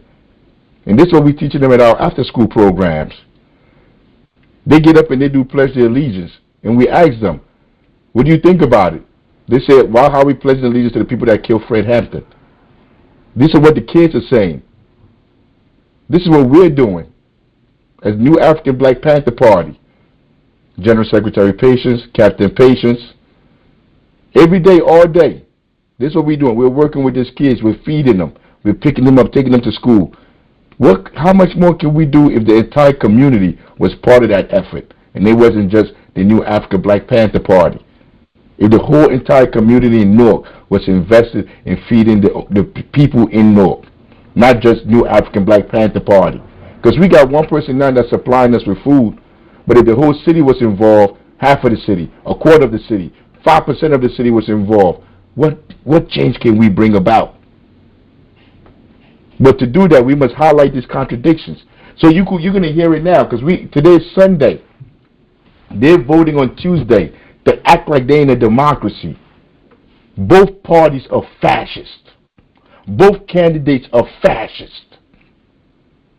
So whatever you hear from now on, you know the Electoral College. These are the people that decide who is president. It is not the individual people in the states. Because your state, I don't care if you're in Detroit, I don't care where you at. I don't care. You in California, you in Texas, wherever you at. All those votes, when y'all have those votes, the Electoral College are the ones that decide. And who picked the Electoral College? The same politicians. The whole game is rigged, man. I never went to a casino because I know those tables are rigged. I don't play this game no more. This whole game is rigged. If you ain't got money, you can't be part of it. This whole game is rigged. There's no point to even waste your energy. That energy that you waste supporting these candidates should be put towards working in the community.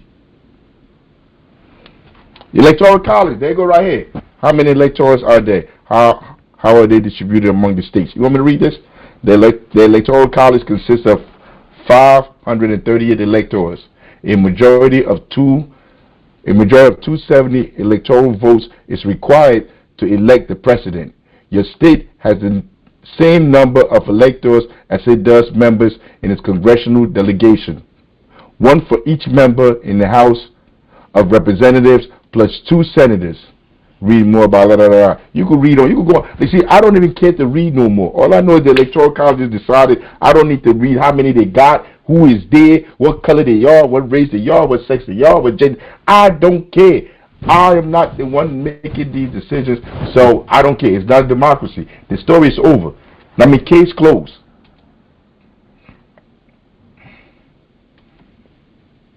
I was thinking, like, why did we put this up here? Like, why did I decide to put this up here? When you say things like this, that the government, the imperialists, the politicians, when you put out these facts, these truths, that evidence has to show that these people are corrupt and that they try to brainwash us, your people are gonna say, like, you're a conspiracy theorist. Like the government is not stopping no books from coming out. The government's not helping ban nothing. The government don't make movies trying to brainwash people. Nah. All right, well, listen to this real quick. Did you know that the FBI did everything they could to prevent Americans from hearing the story of Spartacus? The book, which is based on a true story, was written by Howard Fast, who was a member of the Communist Party. And the FBI director at the time, J. Edgar Hoover, did not want it to be published. So he sent agents to Little Brown Publishing Company. J. Edgar Hoover, Malcolm X, Martin Luther King, all of them. That's just in America alone. Of the leaders that he helped to assassinate. Fred Hampton. All those people. Now he's over here talking about what books can be published. Telling them not to publish the book because of the author's communist sympathies. Not only did Little Brown reject the book, but 7 publishing companies after that, including one which sent it back unopened, saying they would never publish the work of a traitor. This is America. What do you think, you have free speech to say whatever you want? Howard Fast decided to self-publish his book anyways, which became a massive success, especially globally and in left-wing American circles. The book became so popular, in fact, that 10 years later, Hollywood turned it into a Kirk Douglas movie, and now it's become a fixture in American culture. Working-class Americans and people all over the world have identified with this story of the slaves banding together to overthrow their violent and exploitative masters, and the heroic leader who sacrifices himself for the good of the collective, although the collective has his back until the very end. I'm Spartacus! I'm Spartacus! I'm Spartacus! I'm Spartacus! I'm Spartacus! I'm Spartacus! I'm Spartacus! I'm Spartacus!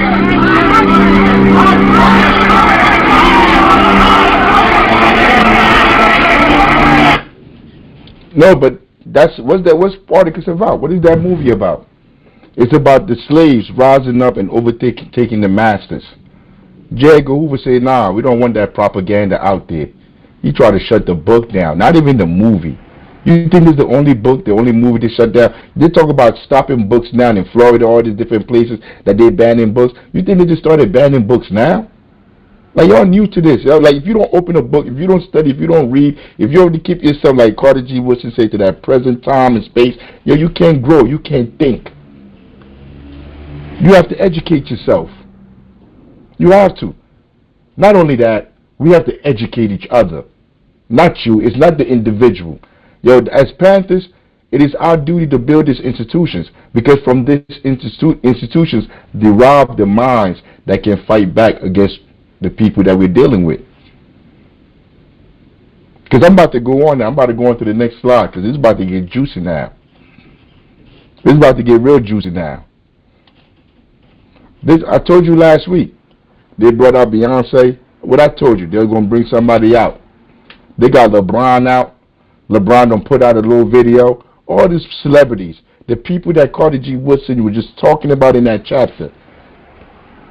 What he said, what he say? You find Negroes appearing upon the scene to see how much pay they can obtain to assist in the proposal undoing of the race. Proposed undoing of the race. Yo, why you think she went up there?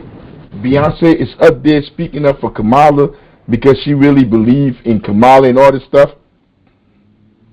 If you really believe that, you're naive.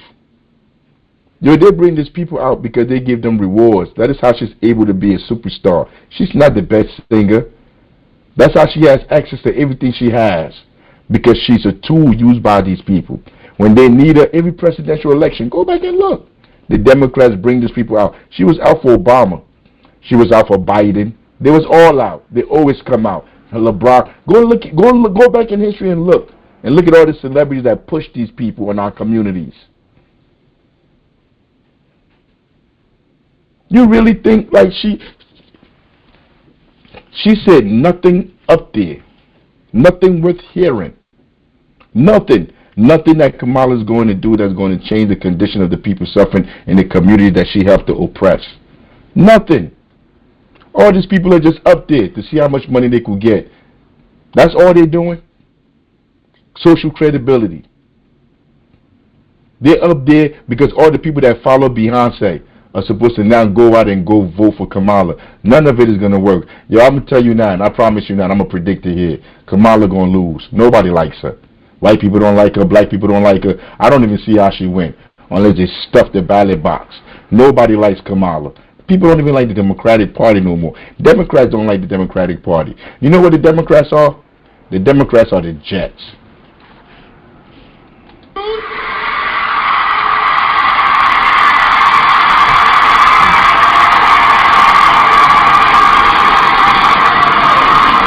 We are so happy to be standing here on this stage as proud country Texas women supporting and celebrating the one and only Vice President Kamala Harris. A woman who's been pushing for what this country really needs right now. Remember what she said. The woman that's been pushing for what this country really needs right now. What has she been pushing that this country really needs right now? When her and Biden came into office, they had all three branches of government. They could have codified Roe v. Wade. They didn't codify it. They didn't. What have they been pushing? They're doing nothing to help people. They have done nothing her whole entire career.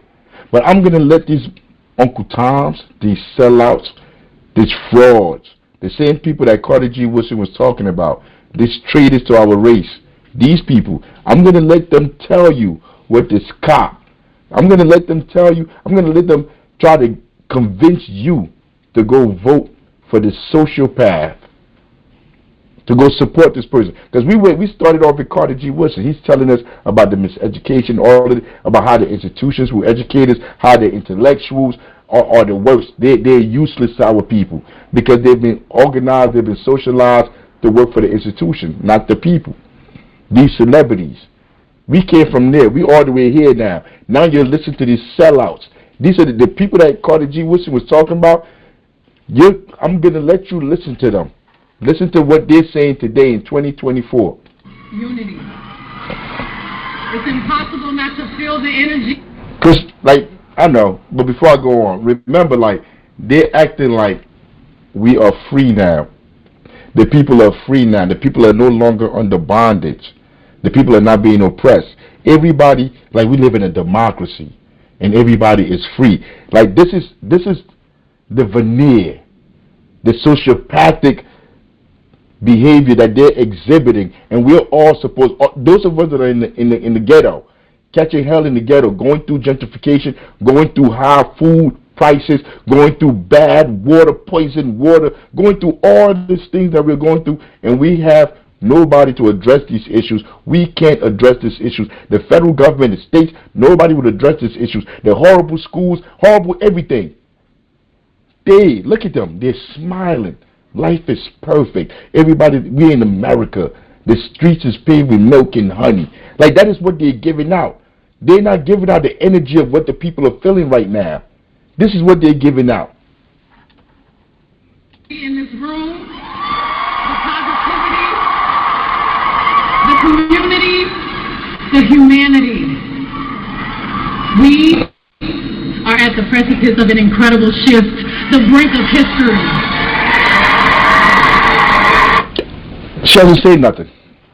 A whole bunch of words for nothing. All those people that you see back there and behind her, that is not the community. All the people that are in the crowd, that is not the community. All those people you see back there, Democratic operatives, they're paid by the Democratic Party. Just like she's paid by the Democratic Party. All this community, that is not a community. That's a job. All those people are at work. Your job ain't your community. They will snitch on you quick at work. All these people are there because they're getting paid.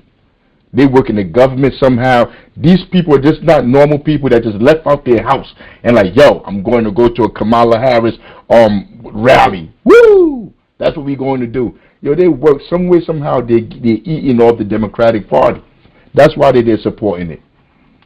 You got to keep remembering that when you see their panels, when you see everything I'm showing you.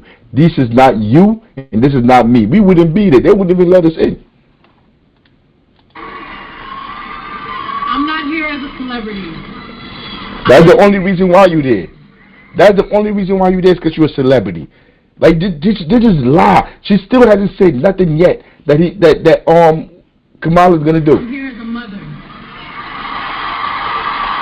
A mother who cares deeply about the world my children and all of our children live.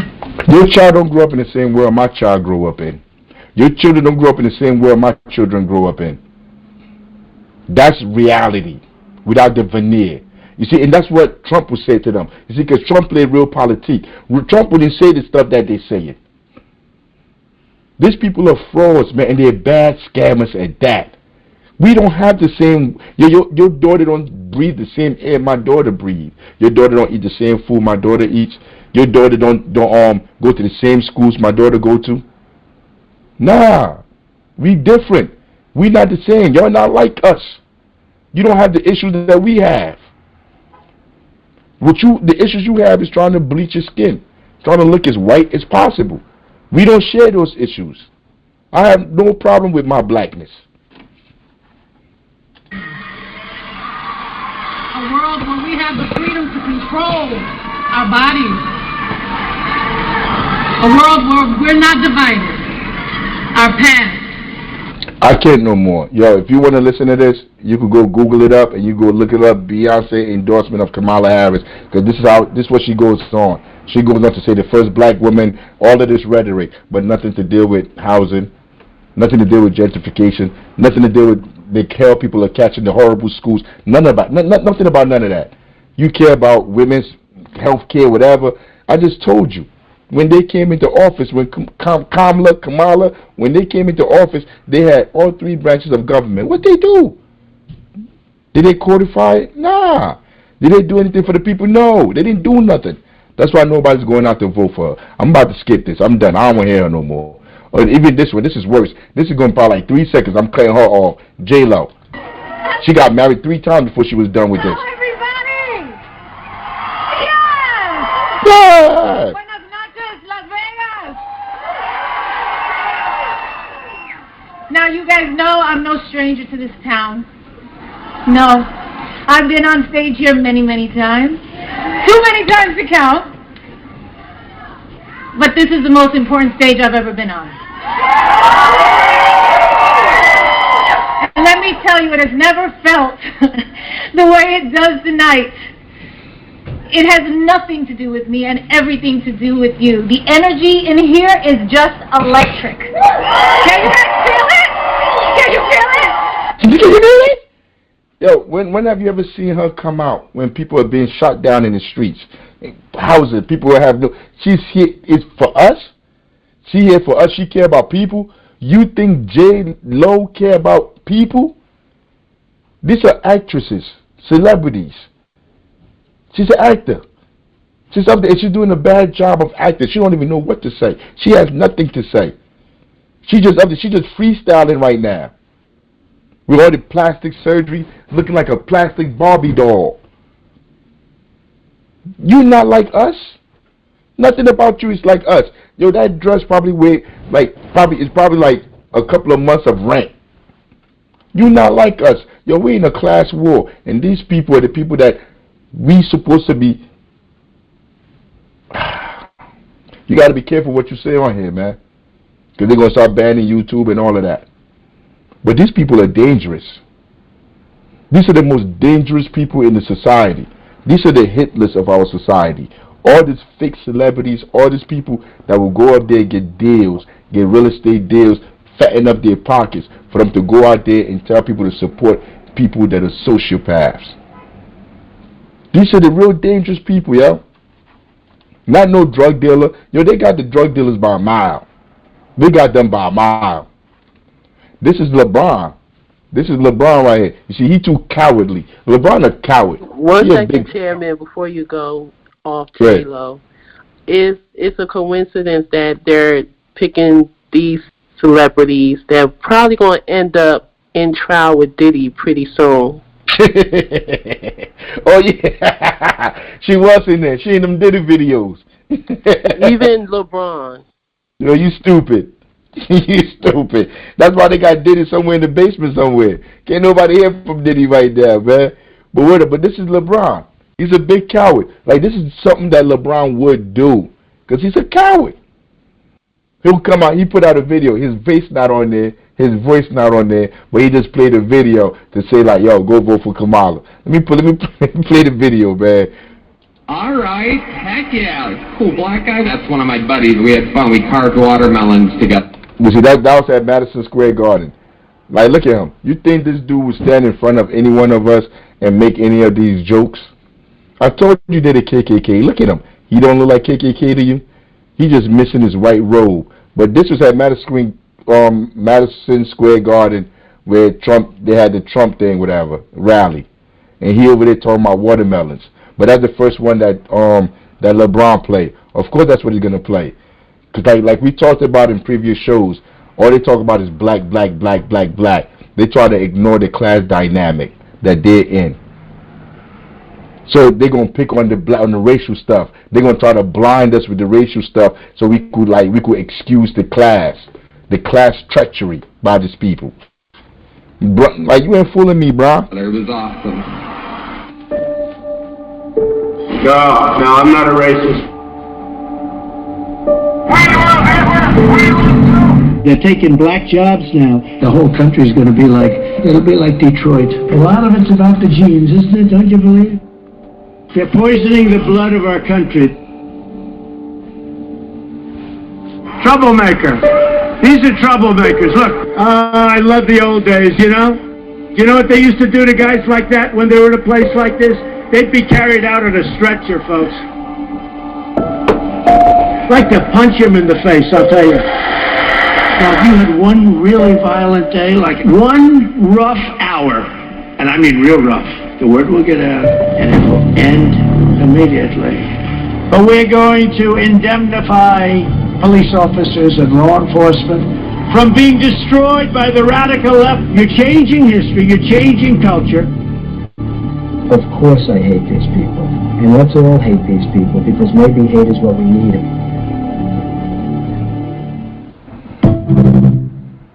Yo, that's what LeBron posted, King James.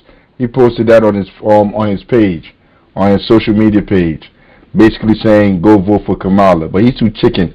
He's too much of a coward for him to come out and say it on his own.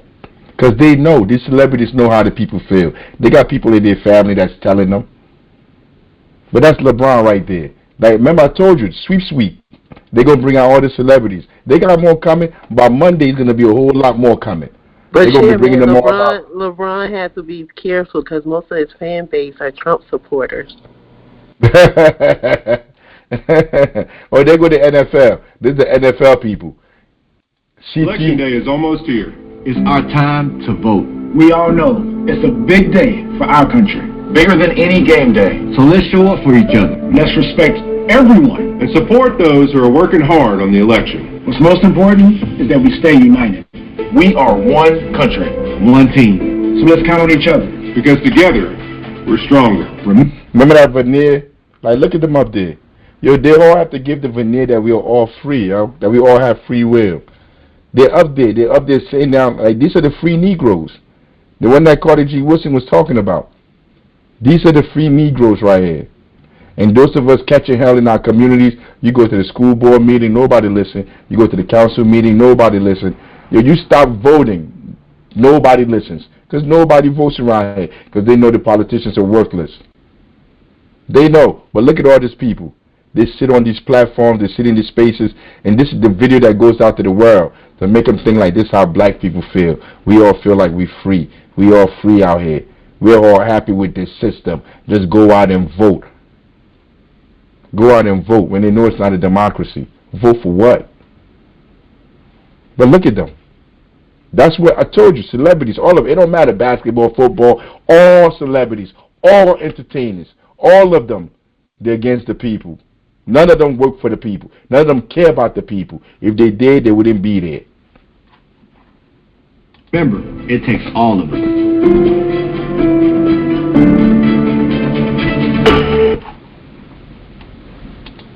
Disgusting. Now, BET is not even owned by black people no more. BET is owned, I'm about to Google it right now on my phone. I'm about to look on my phone and try to find it. Let me see the people that own BET real quick. I meant to put it up here. BET owners.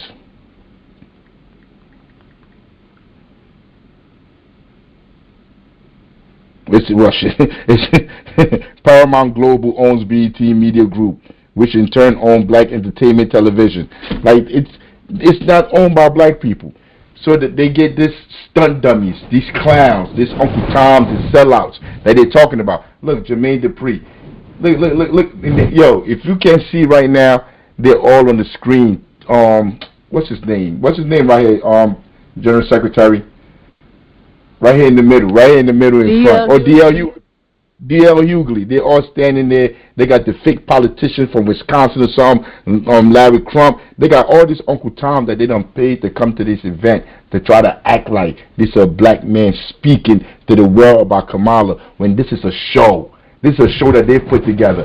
Every single person in this video, every single person on this black man summit is a fraud. It's a hustler. They brought people together that they pay for them to go out there and try to dismiss what the real community is saying about Kamala Harris. These people are devious, man. This is sinister. Sinister. Dear black men, every time a presidential election rolls around, they're telling you that this is the most consequential election in generations. This time for us, it may actually be true. When was the last time America asked black men what we wanted? And I know what it's like to not be asked what you want. I'm married to a black woman. But I promise you, it's not a trick question. Tonight, we're going to explore the issues that matter to us. Now, whether you support Kamala, ride with Trump, or plan to stay home, let's have a real conversation among us, black men. See how he lying? Whether you support Kamala, you support Trump, or you want to stay home, let's have a conversation. Every single person in there supports Kamala Harris. Every single person in that room, in that space, support Kamala Harris.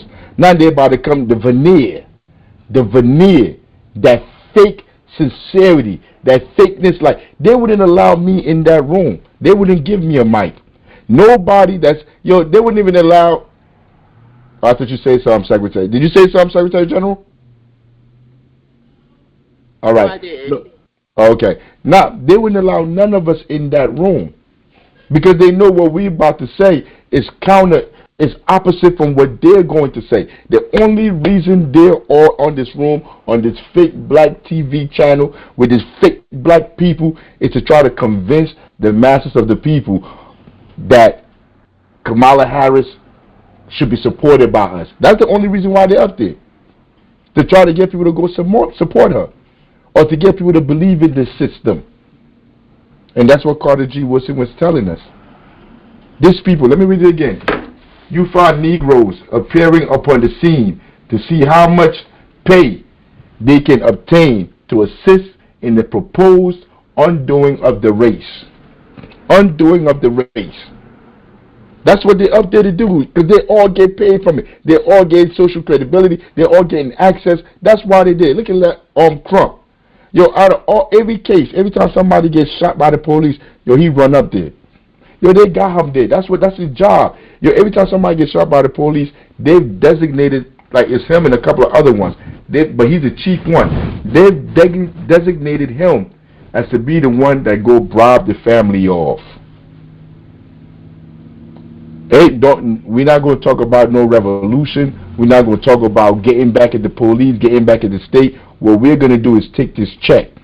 You're going to take this millions, couple of millions, whatever it is. You're going to take this check and you're going to shut up. It's going to change your life forever. But your father, your son, your sister, your niece, your aunt, whoever died, they died for you to get that bag. And the people just shut up. People just call them up. People instinctively know. Because like when stuff happens, we go to the community to talk to people to see how we could assist them as Panthers. But they're like Sharpton, Crump, they told us not to talk to nobody, not to work with nobody. They say they're going to be able to do it. And they come in and they take it over. In a couple of months, it's gone. It's all quiet. Sometimes they may get a check, but sometimes you won't. Because they come in and tell you to push away all the organizations that are revolutionary, all the organizations that are there to say no more. These people like Crump push all those people to the side.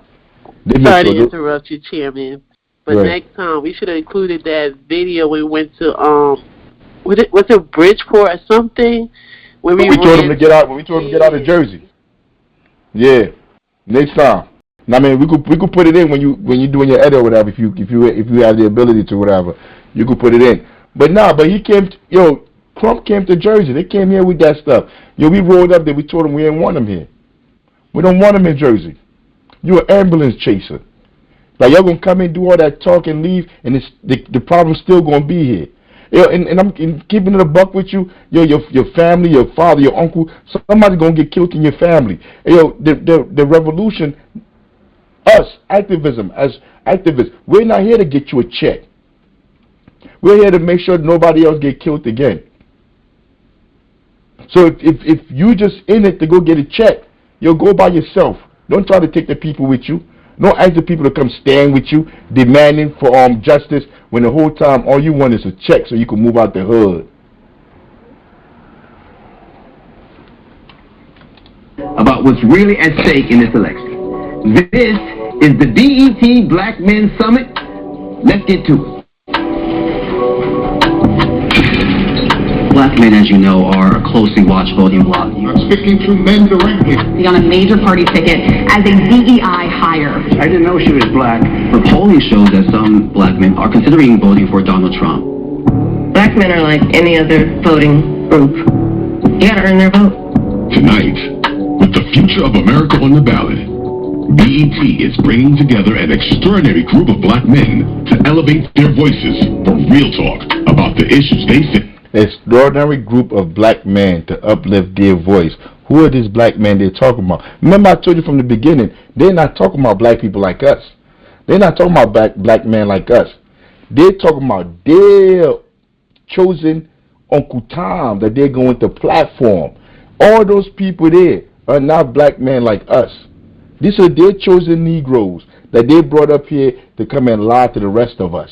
That's how you got to look at all of this. That's how you got to see it. And then don't even watch it in the channel. Most important in this election, the state of the economy, economic opportunity, reproductive rights, protecting our communities, and Vice President Kamala Harris's record as a prosecutor, and more. This is the BET Black Men Summit. Yo, they use this show to try to dismiss the concerns of the community. Yo, that is evil, yo. That is evil. Like, how much, dear Ugly, you don't have enough money? How much money is enough for you to go up there and try to dismiss? Yo, she's sending people to jail. They're up there trying to dismiss her like she didn't do that. But, like, they're not even going to wait. They're going to go right into it for their propaganda. They're going to go right into their propaganda. Thank you. We are just days away from a razor-close presidential election. So tonight, in this room full of black men, we're going to ask tough questions about the economy, immigration, protecting our communities, and much, much more. With me on the stage, we have civil rights attorney and my frat brother, Ben Crump, is here. We have civil rights attorney. His whole career done nothing to bring any civil rights to any black person anywhere. He's an ambulance chaser. But he running around like this is supposed to be activists. They act like they're activists. And they got actors and all kind of stuff. Activist, a doctor and activist, Wes Bellamy, he's also here. He's an activist. He's an author. He's an author. But they don't do nothing in the community. They have no programs, no institutions. They have nothing. And they call themselves activists. Yo, what they're doing is blasphemy. That's a spit in the face of all the people that work in the community putting in work. What they're doing right here is straight disrespectful. And they wouldn't allow none of us in that room because they know we wouldn't be putting up with any of this goofy stuff. Yo, there's penalties that come to being an activist fighting against the system. The system don't bring you in. The system goes against you vigorously. That's what we have learned. But all these institutions, all these bootlicking sellouts, they're sitting on this stage right here acting like they're speaking for the people. And actor and activist Michael Ealy. Now, of course, there's been a lot of talk about V.T. Harris's record when she was a prosecutor in California.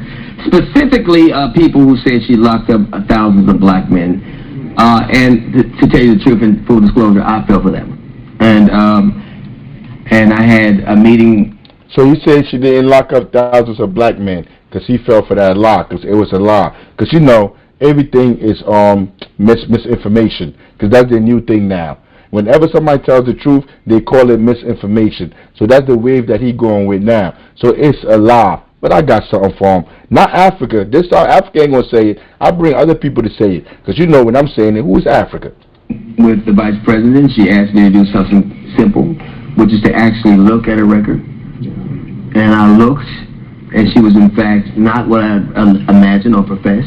And I think that I felt like a lot of young black men felt. And you see these systems and these agencies just running roughshod over black men, and you can't believe that anybody who represented that agency would be any different. That's not. See, that's what you know. See, that's the sense. You got sense. Like, you know, like, ain't no pig coming over here working for me. Like, yo, you've been representing the system your whole life. You're not coming over here to work for me. You see, that's what we know. They're here to try to dispel that, to try to make us think otherwise. That's the only reason why they're sitting up here on this stage. That's why they're getting paid to be up there. To make an excuse, obviously, I should have done my research. And by the way, research isn't doing things to edify your perspective. Research is about challenging what you believe. Exactly. It's not about So we're gonna. I wanted to stop it. That was the NAACP. They got all kind of people. The leader of the NAACP was up there. But I wanted to stop it and put it on. But just that. Let's roll the tape. Peace, y'all. This is Vic Mensa. You know me from Chicago, but I'm here in Charlotte, in the swing state of North Carolina that speaks to black men. That's somebody they paid. They give that boy a camera, they give him a mic to say, go out and go find people that say what we want to be said, what we want to air out here. He ain't coming to speak to no real revolutionaries, or even if he did speak to them, he'll cut out what they said, what the people in the community saying, and only show the stuff that looks good for Kamala. About the issues that are important to us in this election. Let's go.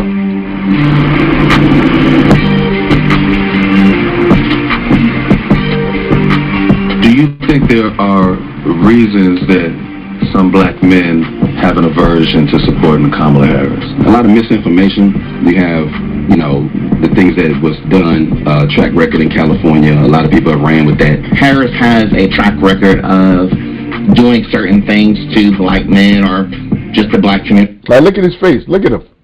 Look at him. Like, he had a little reaction to that. He couldn't stand it and listen to him say that. Like, he had a little nervous tick in him. Look at him. Like, that's crazy. As a whole, he can't even hide it. Trump.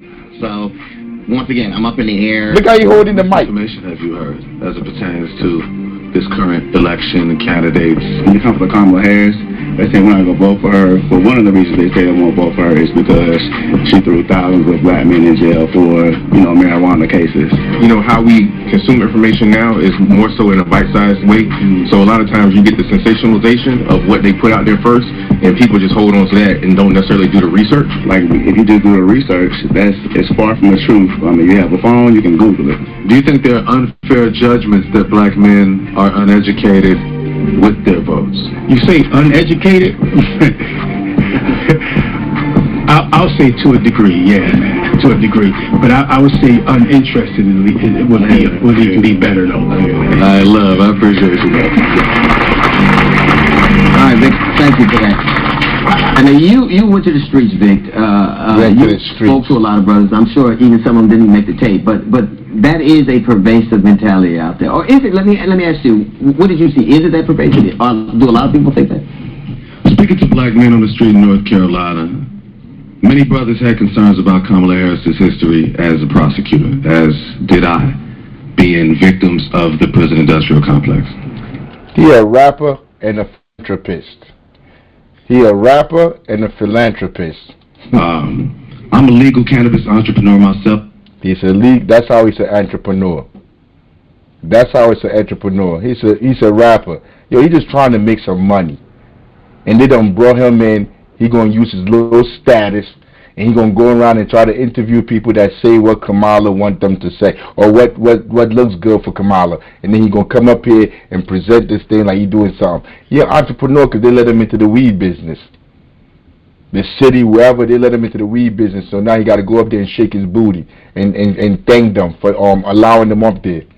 While the people continue to suffer. He about to make his little spiel for Kamala, and then when he finishes, he's going to be dapping people up. Watch him. So when I first heard the figures that she incarcerated thousands of black men for marijuana, I was very skeptical. Now when you look into the actual numbers, it was 45 men in total that were sentenced for marijuana charges, and that's not specified by race. On the other hand, a main point of conversation is Donald Trump. Can you pause that, Chairman? And the reality is... Go ahead. He said it was only 45.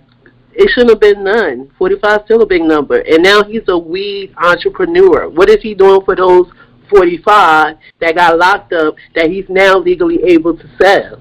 Like, they say these things, but then, like, I don't know. I don't know what to say. Like, no. Hey, yo, but the 45 is a lie, yo. I know. Besides that, though. Hey, yo, the 45, yo, I'm about to play something after this. Yo, the 45 is a fraction. All right. So, look. Let's say you have 100 people. Let's just make up 100 people that went to jail, whatever, and they all have on this stuff, weed, whatever. Like, part of what they went to jail for was weed. So, like, 45 of them out of that 100 only had weed. That's all they had on their thing, on their jacket was weed. So you remove that 45, and you forget the rest of the 70-something, whatever, not 70-something. The rest of the 50, what is it, 55? Rest of the 55 in there that all went to jail for weed too. But as long as they got something else, so jail and weed and resisting arrest, weed, something, assaulting an officer. Like, if you got weed and anything else, they removed you from the equation so they could look like it was only 45 men that went to jail. You see, but those numbers don't, for weed. You see, but those numbers don't even make no sense. Because if you understand the numbers of the people that were really in jail out there, like, you understand, like, those numbers don't make no sense. But the people that are watching BET at home, the people that still watch BET, they're not going to go check that data out from the government or the census data to see how many people were in jail, how many black people, Spanish people, whatever. They're not going to do none of that. They're not. They're just going to listen to them and run with it because these people seem like they know what they're talking about. You have a candidate. Wait, one second. Especially when all of them say they did their own research. Yeah. They all say they did their research that they didn't do. Ideas of blanket immunity for police. These are the police that are the modern day manifestation of slave catchers and overseers. And you see what? That's what Carter G. Woodson was talking about. 1 second they say one thing, the next second they say another thing. Hey, yo, Kamala Harris is a cop. She was the top cop. You're saying the cops are a manifestation of slavery. The cops are a manifestation from slavery. These people, like, they hate our communities. They should not get blanket immunity from Trump. But Kamala Harris is a cop. And that's what Carter G. Woodson was saying when we started the chapter. Like, 1 minute they say one thing, the next minute they say something else. Like, that's what he's doing right there. But he thinks, like, we are so stupid. We're just going to listen to what he's saying up there. Like, look at him. He had to be in a trash rapper because I never heard nothing about him. He looked like he a trash rapper. That blanket immunity is to give them freedom to kill us with freedom from prosecution. So look at him. He think he did something. Look at him. He did something. A quick fact check from the president and CEO, also frat brother of the NAACP, Derek Johnson. Now, Brother Johnson, I'm not a conspiracy theorist.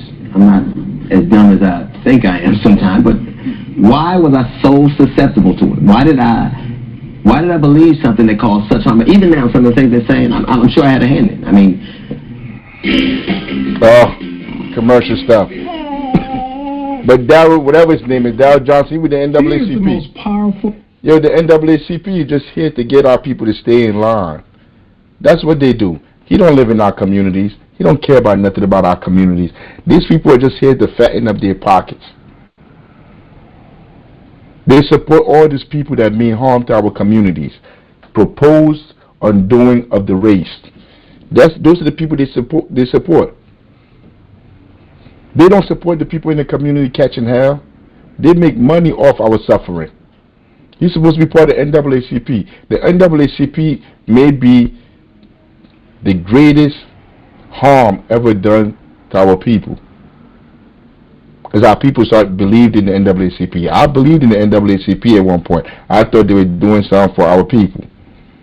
But everything that they pushed, every policy, every solution that they have is to put a foot on our face as we trying to climb out of that oppression. They put their boot on our face and kick us right back inside. These are the free Negroes. They don't care nothing about us. And as soon as we understand that, the sooner we'll start to work together in our communities to do things, to put things in our communities that are going to serve us. But these people don't serve us. They shouldn't be allowed in any of our communities. None of these people in this stage, in this room, should be allowed in any of our communities, any of our community organizing meetings, anything. All these people are traitors. This is a room full of traitors. This is the black KKK. There's at Madison Square Garden. This is BET black KKK. Motivator. It either paralyzes us or propels us. Law enforcement against black men, it has been a long-standing fear from slavery forward. And so when you can tap into that vein and you can hear something that could have a kernel of truth, she was a state prosecutor. She was a local prosecutor. The corner of... Yo, you're taking up for prosecutors. How can you even fix your mouth to take up for a prosecutor? Like, we know The people know prosecutors are evil. Like, prosecutors mean harm to the community, to the people. The prosecutors want to send us away, want to break up our home. These are the people that they use to break up our families. The prosecutors, they don't care about right or wrong, innocent. They're there to just fill the prisons. You're here. He worked for the NAACP. He's the head of the NAACP, and he's supporting a prosecutor. That should tell you everything. Of truth of she are lining up with police officers who were not in our best interest, that's easy to accept as a reality. The concept of progressive prosecutors really came into being around 2015. And when more... I had enough of this. You can go watch this if you want to, but I can't listen to this delusion. Like, I can't watch this crap. I mean, like, I've had enough. You could go on Google it. It's on YouTube. You can watch it. But now I'm going to go to, like, when you go and look at her record. When you look at her record, let's see what. Good up until I saw this clip. Let's see what her record actually say. No, we're not going to listen to none of them. Kamala Harris, District Attorney from 04 to 11. Harris had wide latitude to decide which marijuana cases to prosecute and what sentences to seek in that city. She took office after defeating the legendary liberal district attorney, Terrence Halliday. I apologize. My bad. I didn't even tell you who he was. This is Tim Black. He has a show on YouTube. He's on the different websites. And when we say black people are not voting for Kamala, we don't support Kamala, the people in the communities don't support Kamala, yo, those voices, our voices are silenced out. Yo, it's people like Tim Black out there, like that's saying the same thing that I'm saying here, but you're not going to hear them. I don't know Tim Black. We never sat down and talked. We never shared no information. He went and did his own background study. Because I did my study, and I provided it, like last week or 2 weeks ago, where we show where she locked up mothers because their kids missed school, because they had sickle cell. The one girl, she was crying on it that Kamala came down and locked her mother up. The guy that was on death row, she refused to release him, even though they found out that he wasn't guilty. The firefighters, all those people that she tried to keep locked up, I brought that up. But he went and did his own research. Tim Black. Not Africa. I know, like, we both dark skinned, but that's not me. Feeling good up in... He was the super progressive DA. Now he's talking about when Kamala ran in 2000s for her to become DA. The person that she went in was supposed to be this liberal. He wasn't no liberal. He ain't none of these people liberal. He was the cop before her. He's a cop. None of these people are liberal. But when you come to find out, yo, her numbers are worse than his. When she came home and she removed him out of there, because she ran tough. She ran tough on crime. She came in like he's a liberal. And I mean, like, I'm not a liberal. I'm going to be tough. I'm going to lock up mothers. I'm going to keep people in jail. I'm going to lock them up for weed. I'm going to lock them up for everything. Like, she came out, her campaign was tough on crime. That's what, even though they're talking about she's this, she did that, she's... Said, oh, I'm going to run to take your job. She ran tough on crime campaign against Halliday. And she ran on, I'm going to be tougher on crime and you're too soft on crime. Your conviction rate's low. I'd lock more people up. That's what she ran on. Crump. That's what she ran on, Crump. That's what she ran on, Roland. That's what she ran on, D.L. Hughley. That's what she ran on, Michael Healy. Locking up more people. She said that's what's wrong with San Francisco. We don't lock up enough people. He's not even talking about her numbers right now. He's just talking about what her propaganda was that she pushed out while she was running. That's all he's talking about right now. What people was she talking about? Was she talking about rich white kids in the valley? Crump? Because you just said she cared so much about black people. What people was she talking about locking up?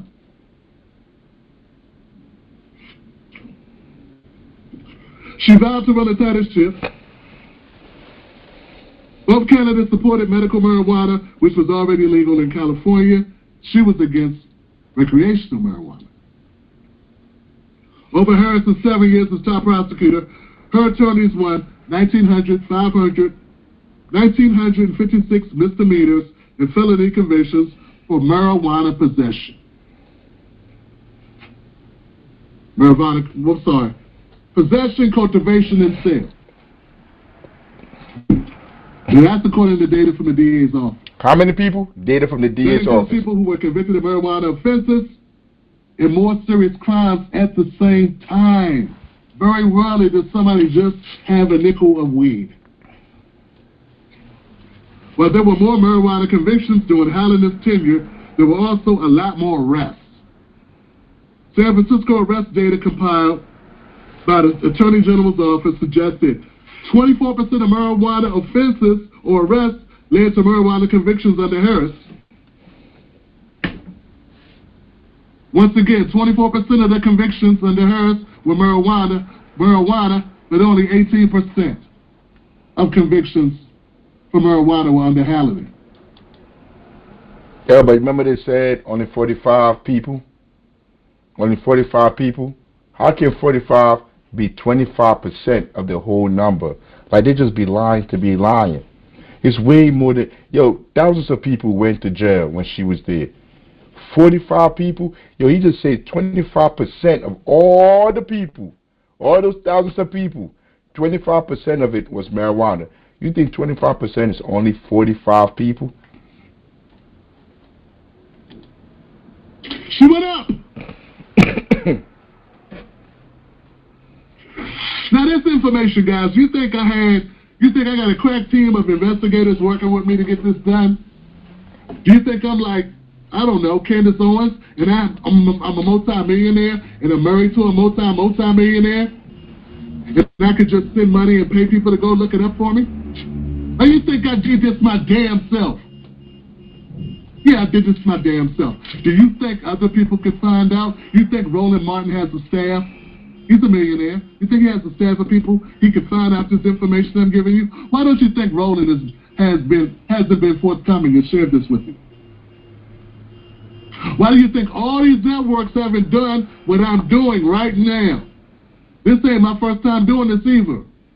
But I figure this may be the last time to wake some people up. I've been reporting on her since 2017, 2018. I have almost 5,000 videos in my library that are free. Anybody can go watch them.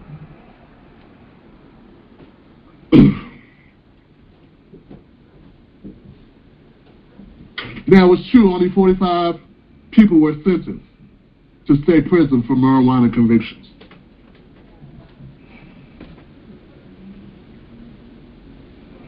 But that only includes people whose most serious conviction was marijuana. Cooking the books. Which will be relevant later.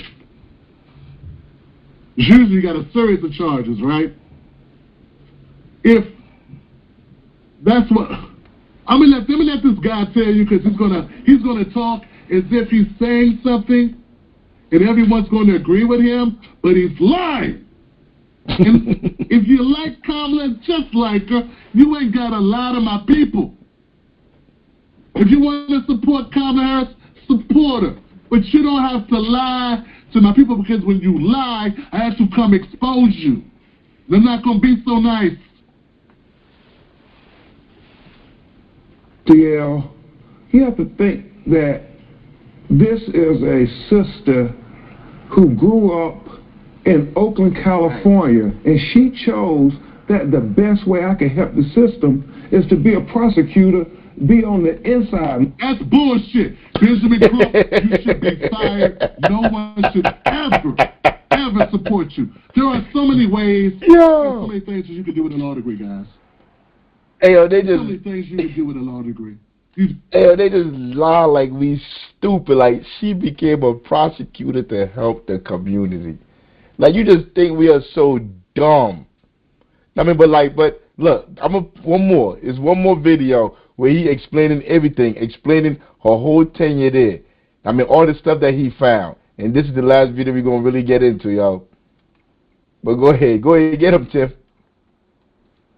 You have to know there's some wordplay and some jousting going on, some gymnastics to get us to this. She only locked up 45 people. You have to know that if you know anything about our prison system at all. The majority of people in our prison system are there for nonviolent drug offenses. How could this make sense? That's because they're only counting the people that had a joint, Goofy.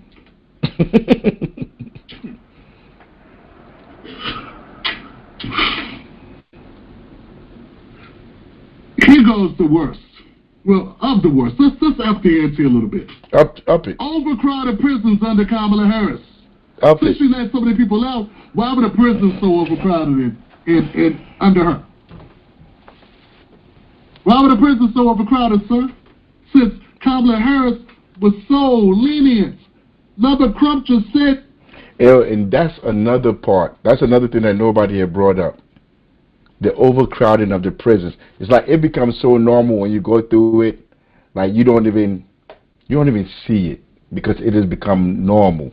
And those prisons were so crowded. They had to sue her for her to let people out of them jails because not only did she go in there and she upped the amount of arrests and people that were going to jail. The prisons and the jail were busting at the seams of people. Now, if you've never been to prison, you don't really understand what it's like, what that means. Let me explain it to you. You go in the cell. The cell is the smallest of bathroom.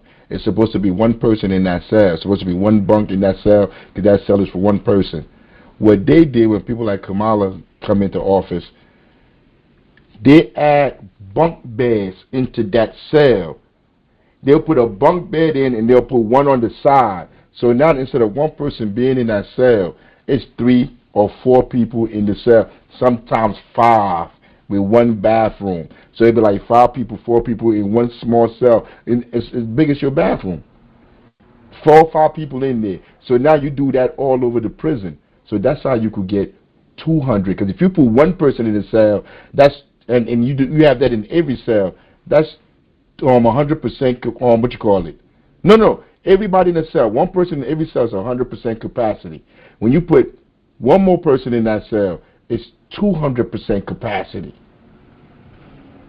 200% capacity. Now you can have double the amount of people in there. So now the cell, everything that's supposed to be fit for like let's say 1,000 people, is now you housing 2,000 people in there, and it's busting at the seams. Too many people in there, not enough offices, not enough, the space is not big enough. You see, but nobody ever talk about that.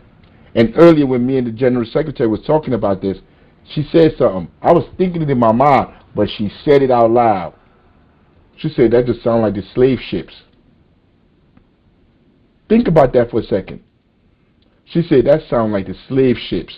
How they used to have people bundled up, tied up in there like foot to head, whatever. Have them in there like sardines. That's what she was doing with the jails. She let everybody go. She was such a sweetheart. Who else would do that? Under Kamala Harris, the San Francisco prison system was overloaded, and under Kamala Harris, capacity at the time was 2,300. Pervasive, which is the source, tracks the jail system on a state basis, shows from 2004 to 2011, San Francisco jail stayed at 2,300. After Kamala, it fell to just over 1,600 prisoners. So after she left. Like a good hotel, it stayed full under Kamala. So after Kamala left, before, when she went in, it went up. The numbers went up drastically. When she left, they came down again. What's that? It was 23, he said. 23, and you say 16, so that's 437. Went up by 7,000. This is the person that you're talking about go vote for. These people are worse than white supremacists, man. I'm telling you, people like Kamala, this black leadership class, they are dangerous. They are vicious.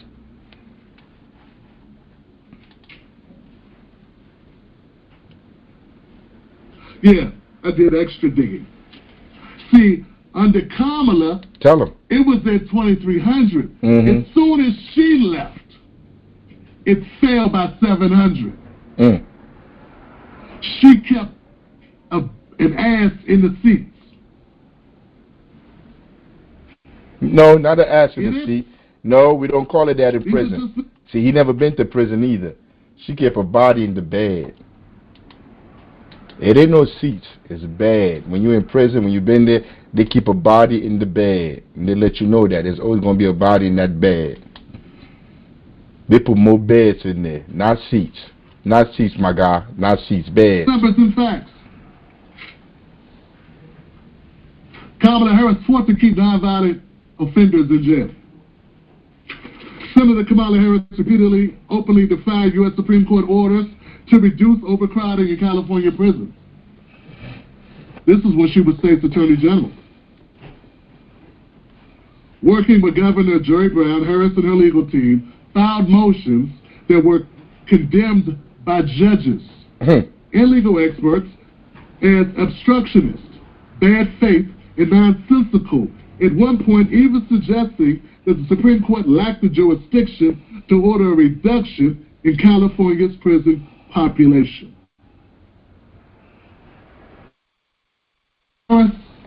13 motions to get around or to move the amount of prisoners that could be in the jail, to increase that number. You'll see why this is bad. At this time, it was stuffed to some 200% of its designated or designed capacity. You hear that? 200%. 100%. When she was the top cop, of the capacity they were supposed to be at. 200%. This is who they're telling you to vote for.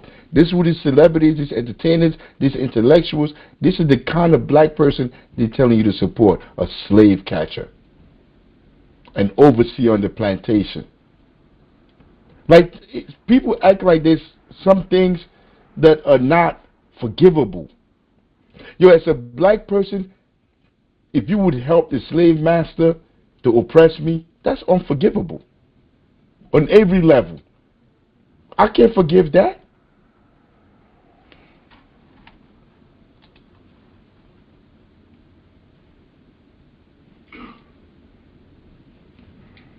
It's supposed to, let's say it was built for $1,300. Kamala had it at $2,600. Or if it's built for, what is it? What's the number? I'm sorry, guys. It built for $2,300. No, it wasn't built for $2,300. She had it at $2,300, but it was built at $1,700. Or double, I'm sorry. It says 200%, my God. So half of 23, I don't know, 11.5. At its height, it was stuffed to some 200% its design capacity. There were not enough beds or medical personnel, but an extreme excess of bodies. In one prison, 54 prisoners shared a single toilet. I want to hear again. I wish I could just rewind and go back to that part where I think it was Trump saying that Kamala really cared about black people in jail. Really? 54 people to one toilet, that sound like caring. It gets worse.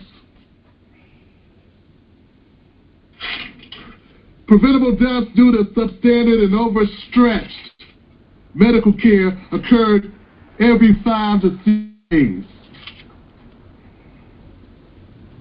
Preventable deaths. Someone died every 5 or 6 days in a prison. Under Kamala.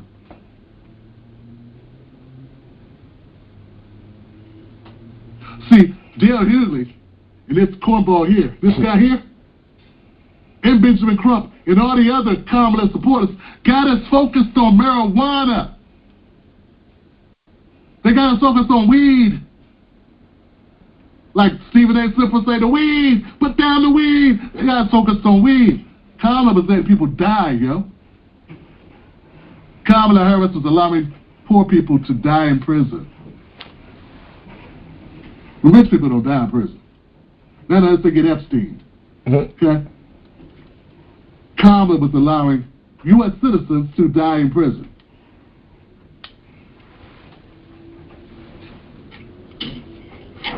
Every 5 to 6 days, someone would die.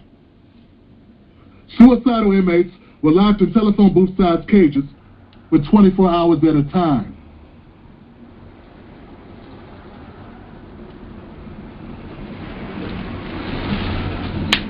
Just research.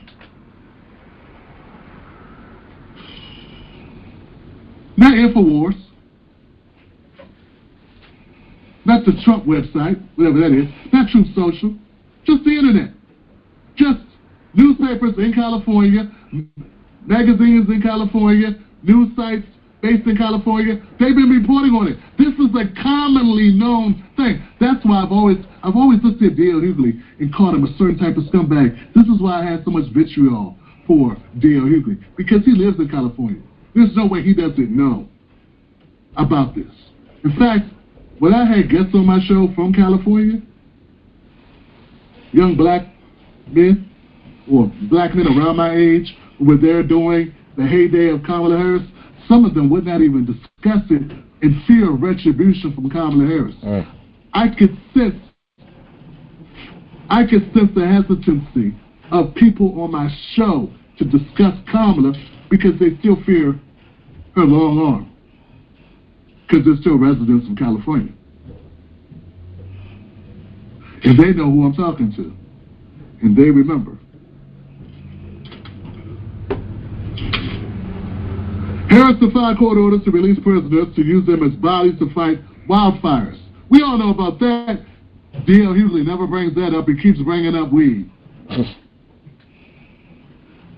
She even stooped so low, using states' rights tactics, often used by pro-segregationist governors in the Deep South. She said, hey, I know what the feds say we could do, but this is California. Can we do what we want to do? States' rights. And I'm the Attorney General, and I say, they stay.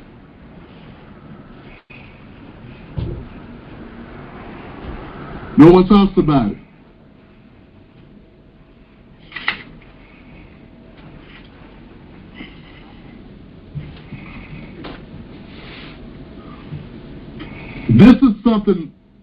This is a new note that I made.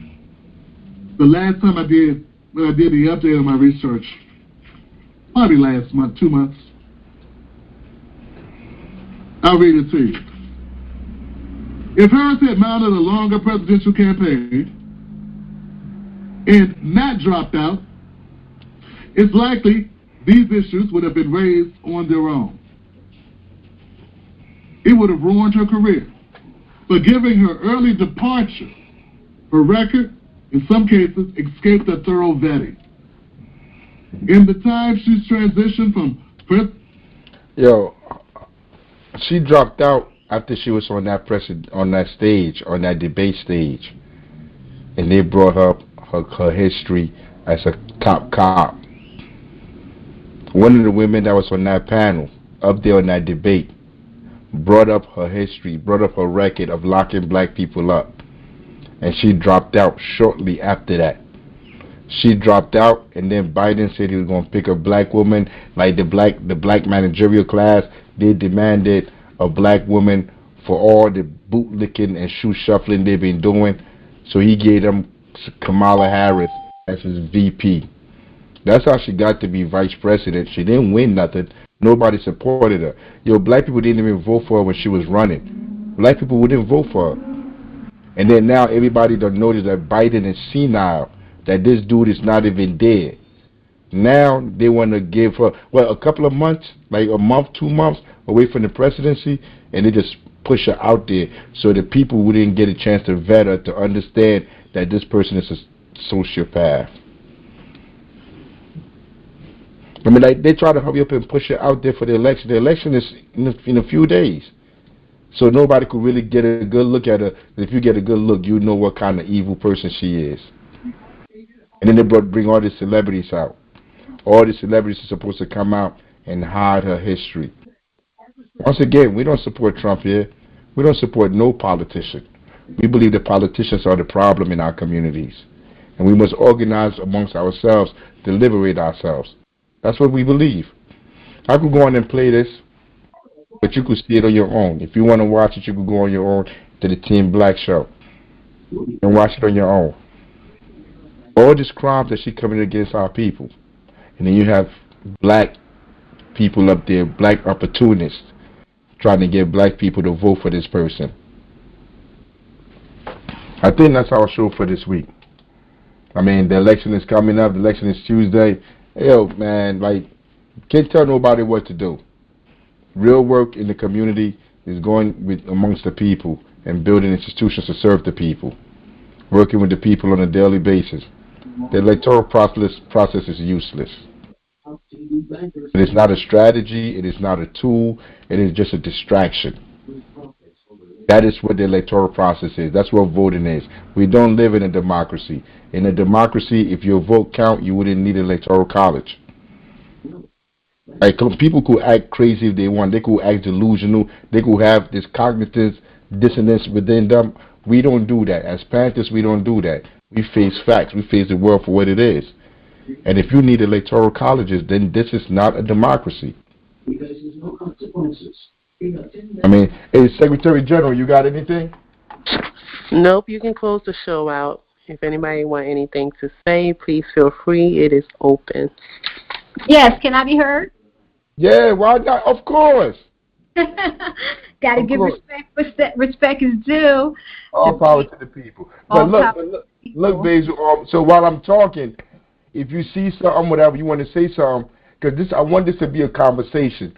So what you call it? Just like when I pause, be like, yeah, I wanted to say something. Like, just find a way to cut in, because I don't want to just be up here preaching. You feel me? Yes, sir. I do. No worries. Yeah, I'd love to hear you talk. So.